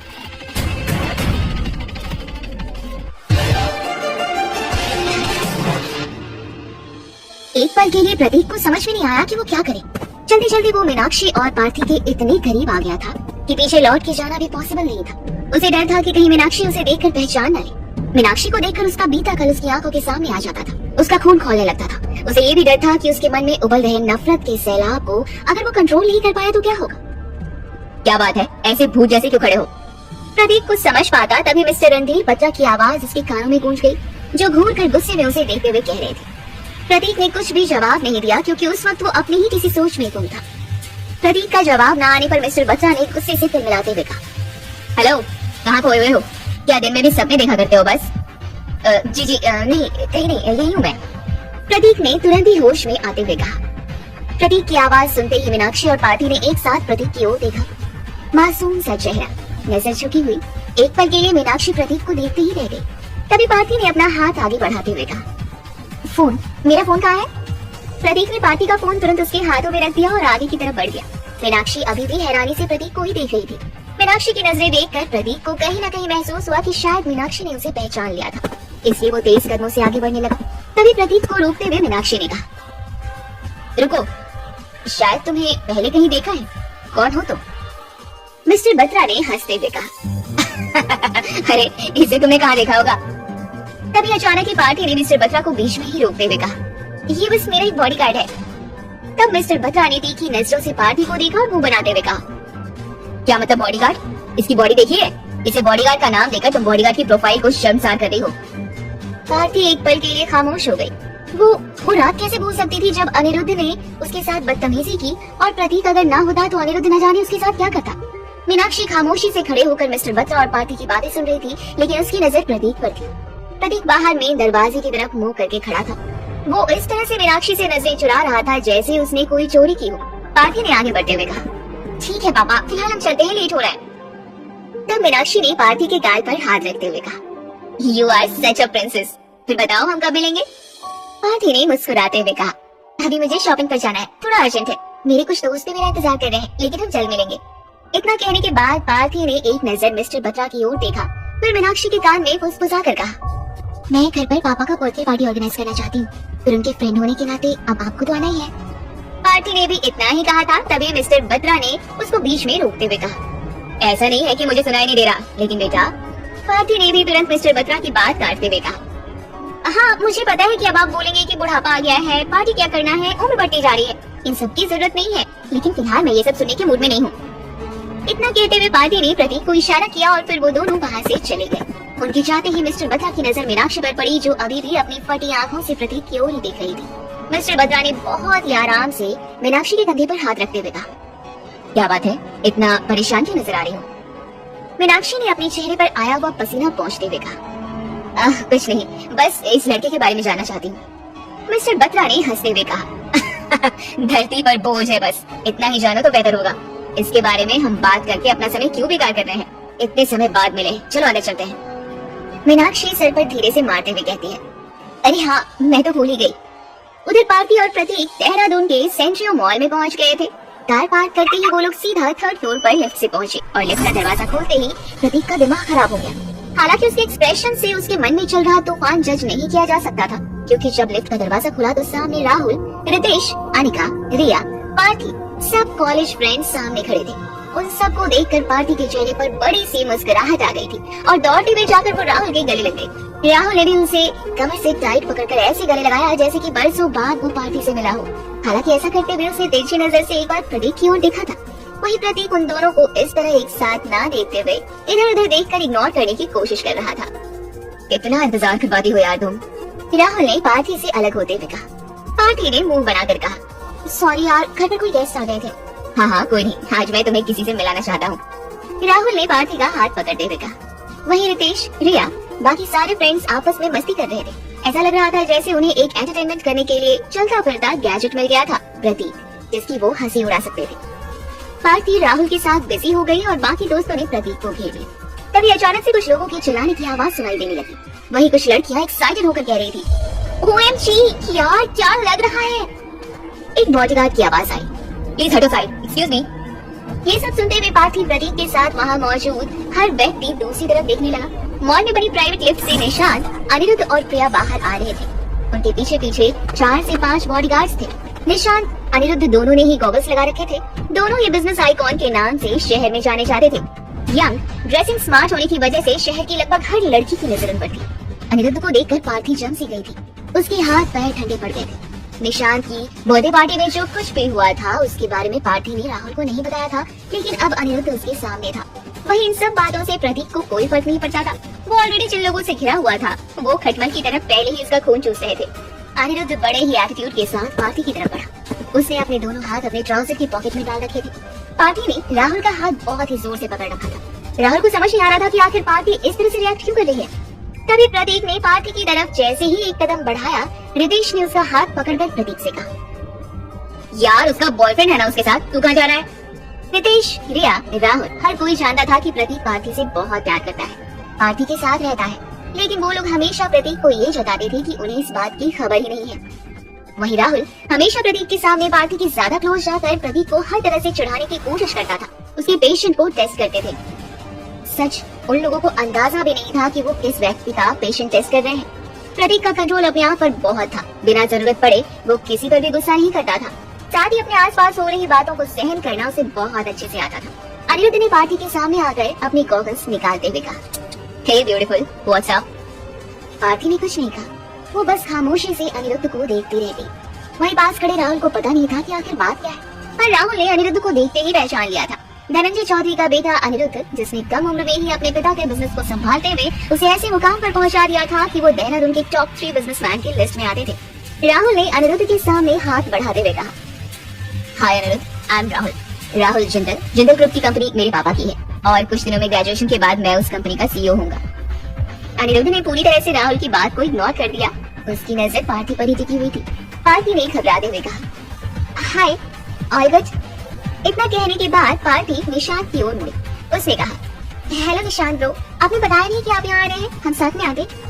पार्थी जानती थी उस रात निशांत और प्रिया ने सारी प्लानिंग की थी, फिर भी अनिरुद्ध को इग्नोर करने के लिए वो निशांत से बहुत ही अच्छे से बात कर रही थी। निशांत उसका कजिन था, ये बात वहाँ हर कोई पहले से जानता था, लेकिन प्रिया पर उसे अभी भी बेहद गुस्सा था। उसने प्रिया को पूरी तरह से इग्नोर कर दिया था। निशांत कुछ कहता उससे पहले ही अनिरुद्ध ने कहा, एक्चुअली देर तुम्हारी बहुत याद आ रही थी, तुम्हारे साथ वक्त बिताने का मन कर रहा था और फिर पता चला कि तुम यहाँ इस मॉल में हो, तो मैं तुम्हारे भाई और सिस्टर को लेकर यहाँ आ गया। आफ्टर ऑल इन्हीं की वजह से तो हमारी पहली मुलाकात हुई थी। राहुल फटी फटी आंखों से अनिरुद्ध को देख रहा था।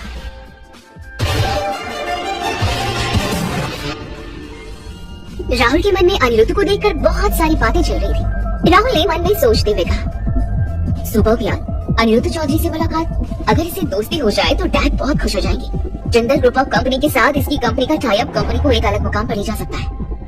तभी अनिरुद्ध ने मुस्कुराते हुए आगे बढ़कर पार्थी का हाथ पकड़ लिया, फिर उसके हाथ को चूमते हुए कहा, आज मैं तुम्हारे साथ वक्त बिताना चाहता हूँ beautiful, come with me. Parthi ने तुरंत ही अपना हाथ छुड़ाने की कोशिश करते हुए कहा, लेकिन मैं अपने दोस्तों के साथ आई हूँ और इन्हीं के साथ वक्त बिताना चाहती हूँ। अनिरुद्ध के हाथ की पकड़ इतनी मजबूत थी कि पार्थी के लिए हाथ छुड़वाना इतना आसान नहीं था। अनिरुद्ध ने पार्थी की आंखों में आंखें डालकर कहा, तुम शायद मुझे अच्छे से जानती नहीं हो, अगर मैंने एक बार कुछ कह दिया तो मतलब कह दिया, फिर उस प्लान में कोई चेंज नहीं होता। इतना कहने के बाद अनिरुद्ध ने प्रतीक को ऊपर से नीचे तक देखा और हंसते हुए कहा, निशांत, क्या तुम्हारी बर्थडे पार्टी में यही बंदा था जिसने अपनी मुसीबत को दावत दी थी? निशांत ने भी प्रतीक की ओर देखा, फिर हंसते हुए कहा, हाँ, यही फर्नीचर था जो अपने आप को सलमान खान समझते हुए टशन दिखा रहा था। राहुल बहुत ज्यादा हैरान था। वो किसी भी हाल में अनिरुद्ध के साथ अपने रिलेशन खराब नहीं कर सकता था। वहीं पार्टी का हाथ अभी भी अनिरुद्ध ने टाइट पकड़ा हुआ था। प्रतीक खामोश खड़ा था क्योंकि उसे लगा था कि राहुल आगे बढ़ेगा, लेकिन राहुल तो इस सोच में डूबा था कि वो किस तरह अनिरुद्ध से दोस्ती करे। उधर दूसरी तरफ बत्रा विला में मिस्टर बत्रा और मीनाक्षी को बात करते हुए 1 घंटा लगभग बीत चुका था। घर बहुत अच्छा है, जिंदगी कैसी कट रही है, खुश हो या नहीं हो, ये साथ वो दोनों अपने जवानी के दिन याद करते हुए अपना समय बिता रहे थे। तभी मिस्टर बत्रा को कुछ याद आया, फिर मीनाक्षी की ओर हैरानी से देखते हुए उन्होंने कहा, वैसे तुमने कॉल पर मुझे कुछ बातें कही थी, बताओगी क्या प्रॉब्लम है? मीनाक्षी कुछ देर के लिए खामोश हो गई, उसकी नजर झुक गई। फिर मिस्टर बत्रा की ओर बड़े ही प्यार से उसने देखा, फिर वही उनका हाथ अपने हाथों में लेकर उनकी आंखों में आंखें डालकर धीमे शब्दों में कहा, तुम तो ओबरॉय फैमिली के बारे में अच्छे से जानते हो ना, कई साल बीत चुके हैं उनके साथ रहते हुए मुझे। इतना कहने के बाद मीनाक्षी कुछ देर और खामोश हो गई। तभी मिस्टर बत्रा ने कहा, हाँ जानता हूँ, याद है मुझे वो दिन जब मैं तुम्हारे पास पार्थी की माँ बनने का हक तुम्हें देने आया था, तब तुमने मुझे नहीं ओबरॉय फैमिली को चुना था।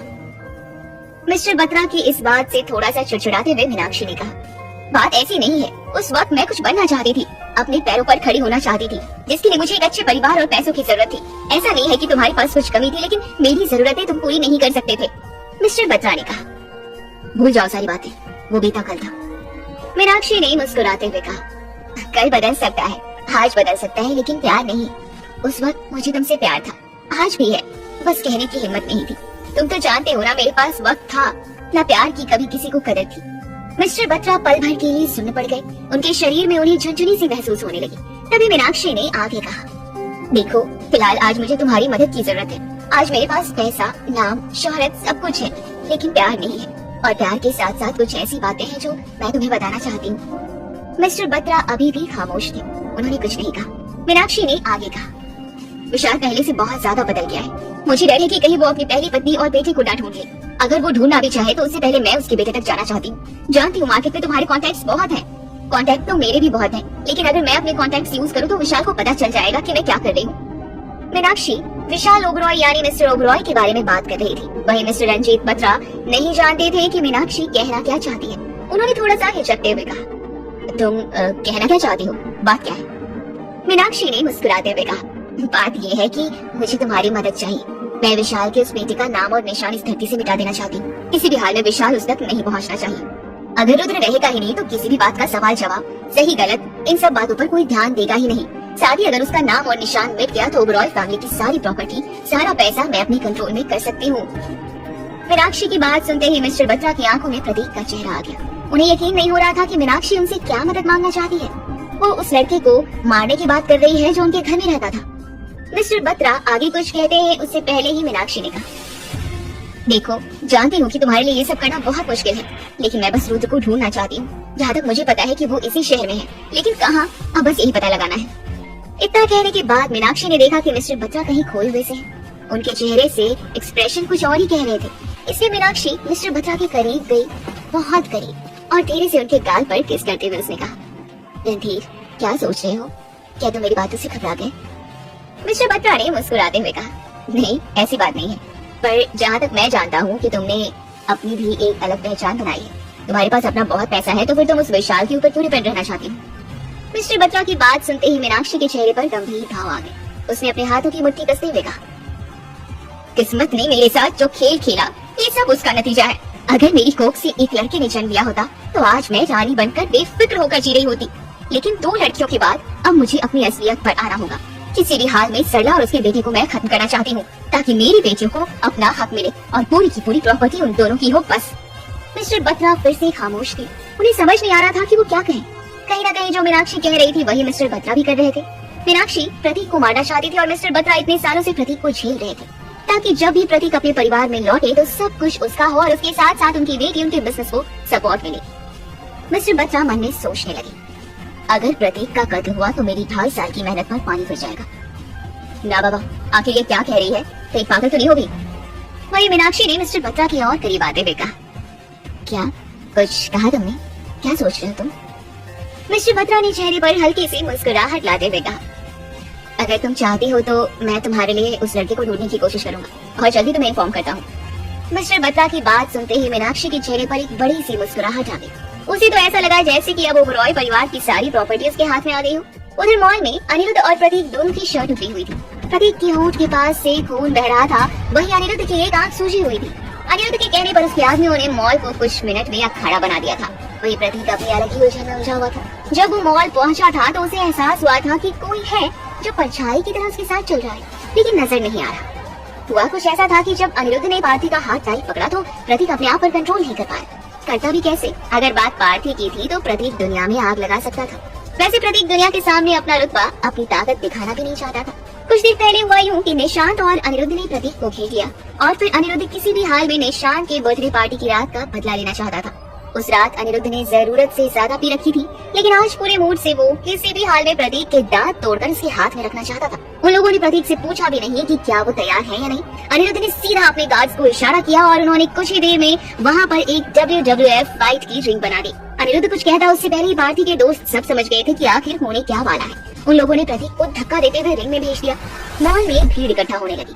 ज्यादातर लोग अनिरुद्ध के नाम के नारे लगा रहे थे, क्योंकि अनिरुद्ध की अपनी एक पहचान थी। वही प्रतीक फटीचर के नाम से जाना जाता था। पार्थी, जो प्रतीक को खामोशी से देख रही थी, उसके मन में एक तूफान चल रहा था। वो समझ नहीं पा रही थी कि आखिर प्रतीक इन सब बातों में क्यों फंस रहा है। अगर वो चाहे तो अपने लिए स्टैंड ले सकता था। प्रतीक ऐसे बर्ताव कर रहा था जैसे वो बहुत मासूम है। उसे कुछ समझ नहीं आ रहा कि आखिर वो क्या रहा है। पार्थी कहीं ना कहीं प्रतीक के प्रति अब अपने मन में बदलाव महसूस करने लगी थी। जब से उसने प्रतीक का नया रूप देखा था, वो प्रतीक के प्यार को समझने लगी थी।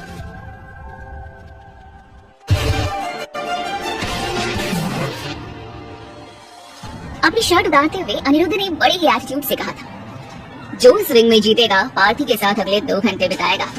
प्रतीक बार बार यही दिखाने की कोशिश कर रहा था कि वो अनिरुद्ध के साथ फाइट लड़ने की कोशिश कर रहा है, लेकिन वो बहुत कमजोर है और उसे फाइटिंग स्किल के बारे में कुछ भी जानकारी नहीं है। वहीं अनिरुद्ध ने अगले 10 मिनट में प्रतीक को ढेर कर दिया।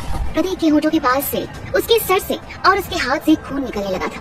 पार्थी को कहीं ना कहीं लग रहा था कि प्रतीक इस बार अपने लिए ना सही उसके लिए तो लड़ेगा, और पार्थी आखिरी तक उम्मीद कर रही थी कि प्रतीक उठेगा और अब एक ही पंच में अनिरुद्ध को ढेर कर देगा। लेकिन ऐसा कुछ नहीं हुआ। ये पहली बार नहीं था कि दुनिया प्रतीक पर हंस रही थी, पर ये पहली बार था कि पार्थी को बहुत बुरा लग रहा था।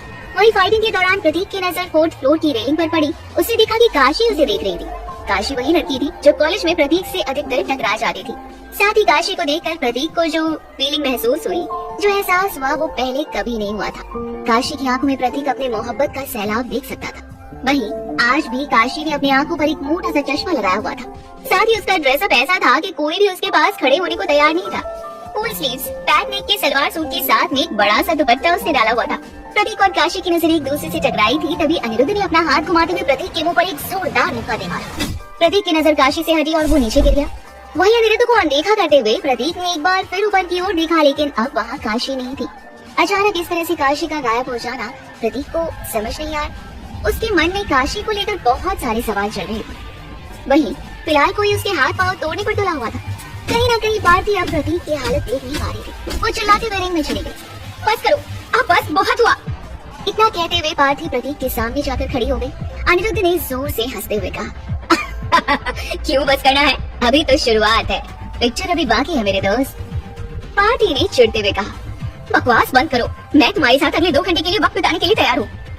अनिरुद्ध ने तीखी नजर से पार्थी को देखते हुए कहा, hey beautiful, you are so sweet. इस फर्नीचर के लिए मेरे साथ चलना तुम्हें महंगा नहीं पड़ेगा।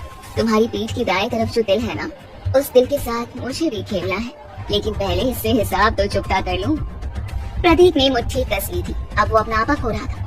प्रतीक की आंखों में ज्वालामुखी धधक रहा था। पार्थी तुरंत ही गुस्से से लाल हो गई थी। राहुल ने जब ये सुना तो वो पार्थी को ऐसे देख रहा था कि अभी उसे खा जाएगा।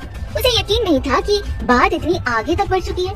पार्थी ने फिर भी वही खड़े होकर उंगली दिखाते हुए कहा, ये सब अभी बंद करो वरना मैं पुलिस को बुलाती हूँ।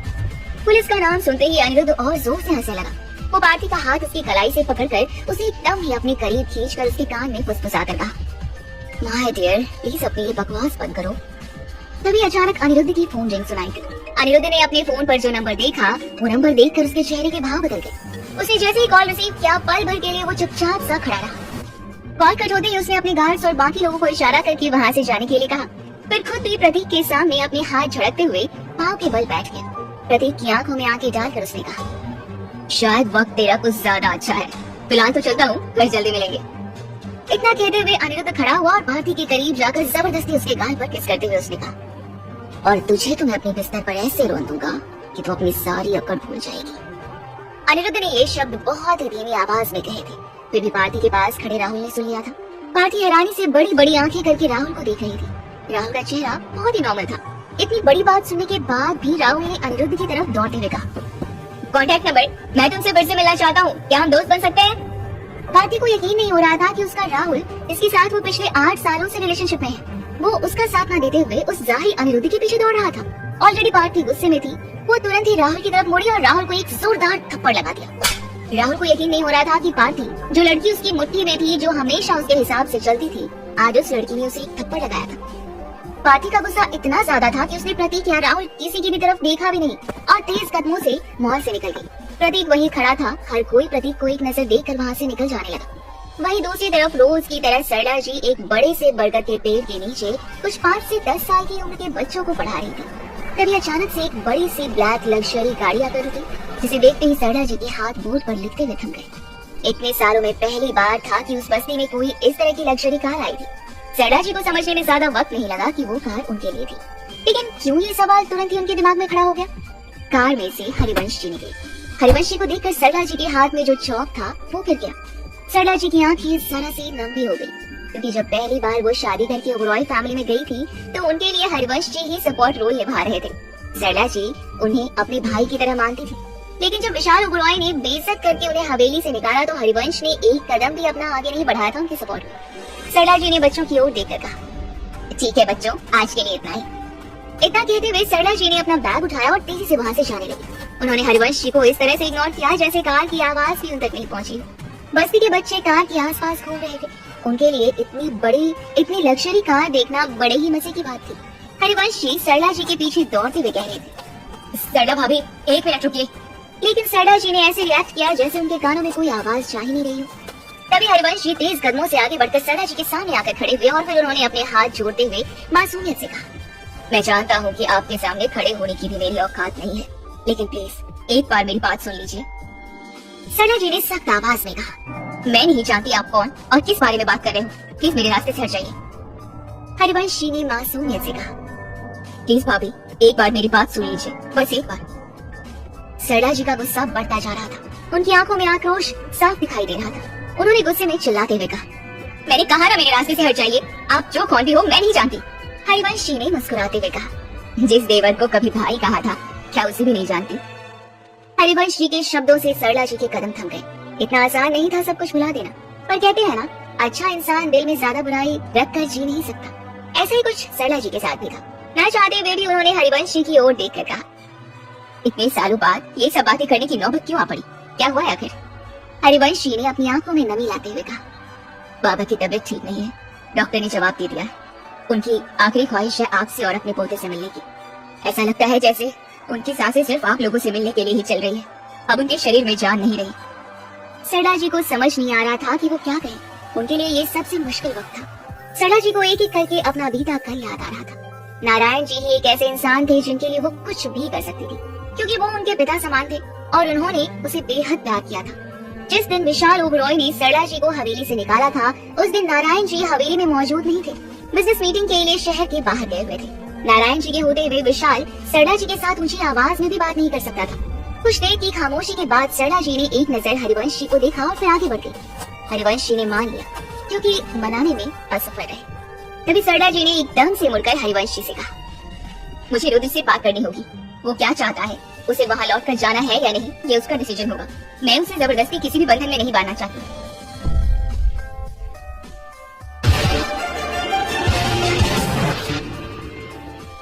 एक दिन में बहुत कुछ हो चुका था। लगभग शाम के 6 बज चुके थे। प्रतीक अभी अभी बस मॉल से निकल ही रहा था, तभी वहाँ उसे कुछ पुलिस वाले आते हुए नजर आए।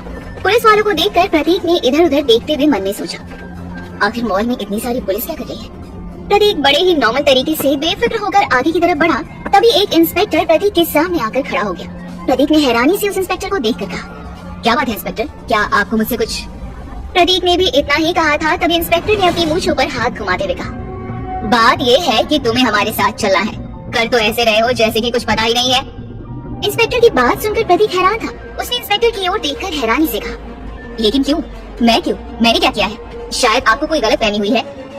इंस्पेक्टर ने अपनी हथकड़ी प्रतीक को दिखाते हुए कहा, देख, तू ज्यादा समझदार बनने की कोशिश मत कर। मेरा नाम राघवेंद्र प्रताप सिंह है और राघवेंद्र ठोक बचाकर कदम उठाता है। गलत फहमी का सवाल ही नहीं उठता। इंस्पेक्टर राघवेंद्र के पीछे लगभग 4 से 5 कांस्टेबल थे। प्रतीक कुछ सोचता, कुछ करता, तभी उसके पीछे से कुछ पुलिस वालों ने आकर उसे घेर लिया। माहौल ऐसा लग रहा था जैसे कि मॉल में कोई आतंकवादी आ गया हो। धीरे धीरे करके मॉल खाली होने लगा। वहीं फिर इंस्पेक्टर राघवेंद्र ने अपने 2 कांस्टेबलों को इशारा किया। वो तेजी से आगे बढ़े और उन्होंने प्रतीक को दोनों हाथों से पकड़ लिया। प्रतीक कुछ कहता, उससे पहले ही 2 कांस्टेबल और आगे बढ़ते हैं और प्रतीक की तलाशी लेने लगे। प्रतीक के चेहरे पर बहुत ही ठंडे भाव थे। वो हाइपर नहीं हो रहा था। वो जानता था कि उसने कुछ नहीं किया है, इसलिए बहुत ही नॉर्मली उसने पुलिस वालों को उसकी तलाशी लेने दी। तभी एक कांस्टेबल ने प्रतीक की जींस की पॉकेट से कुछ निकाला। कांस्टेबल ने हैरानी से राघवेंद्र की ओर देखते हुए कहा, सर, पॉजिटिव, जो न्यूज मिली थी वो करेक्ट थी। ये देखिए, इस महाशय के पास से ये पाउच मिला है। वो पाउच बहुत छोटा था, लेकिन उसे देखने के बाद वहाँ जितने भी लोग खड़े थे उनकी आंखें चौंक गई। इंस्पेक्टर राघवेंद्र ने चेहरे पर कुटिल मुस्कुराहट लाते हुए कहा, तू तो गया रे, यू आर अंडर अरेस्ट। आश्चर्य की बात थी कि प्रतीक के चेहरे पर अभी भी किसी तरह का कोई डर नहीं था, कोई घबराहट नहीं। उसने हथकड़ी पहनाने के लिए अपना हाथ आगे बढ़ा दिया। वहीं एक कांस्टेबल ने उसके पैकेट से उसका मोबाइल फोन तक निकाल लिया। प्रतीक ने तिरछी नजर से उस कांस्टेबल को देखा, लेकिन कुछ कहा नहीं। प्रतीक का इस तरह का बर्ताव देखकर इंस्पेक्टर राघवेंद्र ने हैरान होते हुए कहा, क्या लड़के, किस रईस बाप की औलाद है रे तू, जो चेहरे पर जरा सा डर नहीं? जिंदगी बर्बाद होने वाली है तेरी, और तू ऐसे देख रहा है जैसे कि कुछ हुआ ही नहीं। उधर कुछ वक्त बाद तक पत्राविला में पार्टी ने अपने आप को कमरे में कैद किया हुआ था। उसके दिमाग और उसके मन में एक अजीब सा ही तूफान चल रहा था। वो समझ नहीं पा रहे थे कि आखिर वो करे क्या। तभी मिस्टर बत्रा ने उसके कमरे के दरवाजे पर नॉक करते हुए तेज आवाज में कहा, पार्थी बेटा, बात सुनो प्लीज। पार्थी ने कहा, पापा प्लीज, कुछ देर अकेले रहना चाहती हूँ मैं, आपसे कुछ देर बाद आकर मिलती हूँ। फिर मिस्टर बत्रा ने भी अपनी आवाज तेज करते हुए कहा, कुछ अर्जेंट है, ये समझ लो बहुत ज्यादा अर्जेंट है, प्रतीक के बारे में है। पार्थी ने एकदम ही अपने बेड से उठते हुए कहा, प्रतीक के बारे में क्या बात है? फिर इतना कहते हुए तेजी से पार्थी ने अपने कमरे का दरवाजा खोल दिया। क्या बात है पापा, क्या हुआ? मिस्टर बत्रा ने मुस्कुराते हुए कहा, बड़ा प्यार आ रहा है तुम्हें। तभी पार्थी चिढ़ गई और वापस अपने कमरे में जाते हुए उसने कहा, पापा प्लीज, अभी मेरा बात करने का मूड नहीं है, मैं थोड़ी देर में आती हूँ। तब मिस्टर बत्रा ने अपने मोबाइल पर एक वीडियो ऑन करते हुए पार्थी के सामने मोबाइल रख दिया। उस वीडियो से जोर जोर से किसी लड़की की आवाज आ रही थी। ये वीडियो सेंट्रियो मॉल का वीडियो था। एक रईस लड़के को पुलिस ने ड्रग केस में गिरफ्तार कर लिया है। पुलिस का कहना है कि लड़का ड्रग्स के व्यापार और उपयोग में इन्वॉल्व पाया गया है। मामले की जांच चल रही है और पुलिस इस मामले से जुड़े अन्य लोगों की भी तलाश कर रही है। पार्थी ने हैरानी से मिस्टर बत्रा के हाथ से फोन लेते हुए कहा, व्हाट, ये क्या है और आप मुझे ये सब क्यों सुना रहे हैं? तब मिस्टर बत्रा ने भी चिढ़ते हुए कहा, ये सब तुम्हारे प्रतीक का काम है, पुलिस उसे उठा कर ले गई है। बाकी सब तो ठीक है, मुझे ये समझ नहीं आ रहा कि ये वीडियो न्यूज चैनल पर नजर नहीं आ रही। बस मुझे ये भेजा गया है, आखिर क्यों और किस लिए? फटीचर कहेगा। पापा, उसे आप तो फटीचर मत कहो, आप तो अच्छे से जानते हो कि उसका क्या लेवल है। फिलहाल तो वो जेल की हवा खाएगा और कुछ नहीं। मुझे नहीं लगता कि उसका परिवार उसकी मदद करने के लिए आगे बढ़ेगा, और मुझसे तो उम्मीद मत रखना। पार्टी ने मासूम सा मुंह बनाते हुए कहा, ये क्या कह रहे हो पापा? अगर हम उसकी मदद नहीं करेंगे तो कौन करेगा? मिस्टर बत्रा ने कहा, तुम जानती भी हो वो ड्रग्स के केस में अंदर गया है। अगर मदद करने के बारे में सोच रही हो तो भूल जाओ। 2 महीने बाद जब हम रोड पर आ जाएंगे ना, तो जो खाने पीने के लिए थोड़ा बहुत पैसा सेविंग किया है वो भी नहीं बचेगा हमारे पास। हालांकि पार्टी हमेशा से जानती थी कि उसके पिता एक सेल्फिश इंसान है, जो कभी अपने बिजनेस को आगे नहीं बढ़ा पाए, और अपने डूबते हुए बिजनेस के लिए भी उन्हें प्रतीक जैसे लड़के की जरूरत थी जिसे उन्होंने कभी रेस्पेक्ट भी नहीं दी। इसलिए उसने कुछ नहीं कहा और चुपचाप अपना बैग उठाकर घर से निकल गई। सच में रात बहुत लंबी थी, लेकिन आखिरकार अंधेरा छटना ही था। सुबह 9 बजे देहरादून के पुलिस स्टेशन में उस दिन कुछ ज्यादा ही हलचल थी। एक मामूली सा लड़का ड्रग्स के साथ मॉल में पकड़ा गया। वहाँ पिछले 8 घंटे से लगातार उससे पूछताछ चल रही थी, लेकिन प्रतीक का सिर्फ एक ही कहना था कि वो नहीं जानता वो ड्रग्स उसके पास कैसे आए। प्रतीक जहाँ तक जानता था कि जब अनिरुद्ध के साथ फाइटिंग कर रहा था, तो फाइटिंग के दौरान 100% अनिरुद्ध ने ही उसकी जीन्स की पॉकेट में वो ड्रग्स का पाउच डाला होगा। अनिरुद्ध के साथ फाइटिंग की वजह से पहले ही प्रतीक के शरीर पर घाव थे। इंस्पेक्टर राघवेंद्र ने प्रतीक को गुस्से से देखते हुए कहा, देख लड़के, जो है जैसा है सच बता। कहाँ से माल लाया, कहाँ जाएगा, किसके लिए काम करता है, सारी डिटेल्स मुझे इस पन्ने पर चाहिए। प्रतीक ने इंस्पेक्टर राघवेंद्र को देखकर मुस्कुरा दिया। प्रतीक की मुस्कुराहट देखकर राघवेंद्र को बहुत ज्यादा गुस्सा आया और उसने अपना डंडा उठाते हुए प्रतीक के पीठ पर जोर से मार दिया। हालांकि स्पेशल डिपार्टमेंट में जब तक जुर्म कंफर्म नहीं हो जाता, कैदी पर हाथ उठाना इलीगल था। फिर भी राघवेंद्र इस तरह से प्रतीक को कमजोर करने में लगा था जैसे उसकी कोई पर्सनल दुश्मनी हो उससे। इतना वक्त बीत चुका था, प्रतीक को एक गिलास पानी तक नहीं दिया गया, लेकिन उसके चेहरे की मुस्कुराहट, उसके चेहरे का तेज कम नहीं हुआ। ये सब बातें राघवेंद्र को बहुत ज्यादा इरिटेट कर रही थी।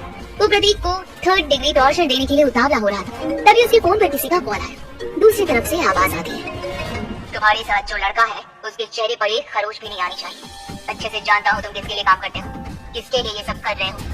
नौकरी और जिंदगी खतरे में नहीं डालना चाहते हो तो यही रुक जाना बस। राघवेंद्र कुछ कहता उससे पहले ही कॉल कट हो गया। राघवेंद्र गुस्से में प्रतीक को देखते हुए वहाँ से बाहर चला गया। कमरा साउंड प्रूफ था, साथ में एको साउंड भी उसमें आ रहा था। राघवेंद्र को जो भी इंस्ट्रक्शंस दिए गए थे वो प्रतीक ने सुने थे। प्रतीक के चेहरे पर मुस्कुराहट आ गई। रात कट चुकी थी, अभी सुबह के 10 बजे ही थे। तभी एक वकील डिपार्टमेंट में आया और अगले आधे घंटे में प्रतीक की बेल हो गई। प्रतीक के चेहरे पर ना खुशी दिखाई दे रही थी, ना किसी बात का डर। इंस्पेक्टर राघवेंद्र इसी बात से बहुत ज्यादा फ्रस्ट्रेटेड हो रहा था। इंस्पेक्टर राघवेंद्र मन में सोचते हुए अपने आप से बात कर रहा था, आखिर ये लड़का क्यों डरा नहीं? क्या सच में उसे किसी बात का कोई फर्क नहीं पड़ता, या ये जो दिखता है वो है नहीं? प्रतीक की बेल के लिए लगभग लाखों रुपए लगे होंगे। इतना पैसा एक मामूली से लड़के के पास होना, वो भी एक रात में, या यूं कह ले कुछ घंटे में अरेंज होना बहुत मुश्किल था। यहाँ तक कि उन लोगों ने प्रतीक का सेल फोन भी ले लिया था। प्रतीक जब बाहर निकला तो वहाँ उसका अपना कोई खड़ा नहीं था। उसे कहीं न कहीं लगा था कि केडी वहाँ पर होगा, लेकिन ना केडी था ना ही कोई और। ये देखकर प्रतीक ने तुरंत केडी का नंबर डायल किया। एक ही रिंग में केडी ने कॉल रिसीव करते हुए कहा, हेलो कोबरा, क्या आप बाहर आ गए? प्रतीक ने सख्त आवाज में कहा, हाँ मैं बाहर आ गया हूँ, लेकिन बेल के लिए कितने पैसे लगे और कैसे अरेंज किया? केडी ने हकलाते हुए कहा, कोबरा वो मेरी बात चल रही है, मैंने मिनिस्टर से बात भी की है, लेकिन उन्होंने कुछ वक्त मांगा था, कहा कि केस ड्रग्स का है इसलिए। इतना कहने के बाद केडी चुप हो गया। तभी प्रतीक ने तेज आवाज में कहा, इसका मतलब बेल तुमने नहीं करवाई? केडी नहीं तो फिर कौन? प्रतीक सोच में पड़ गया। जो कुछ भी प्रतीक के साथ हो रहा था उसके पीछे कौन था?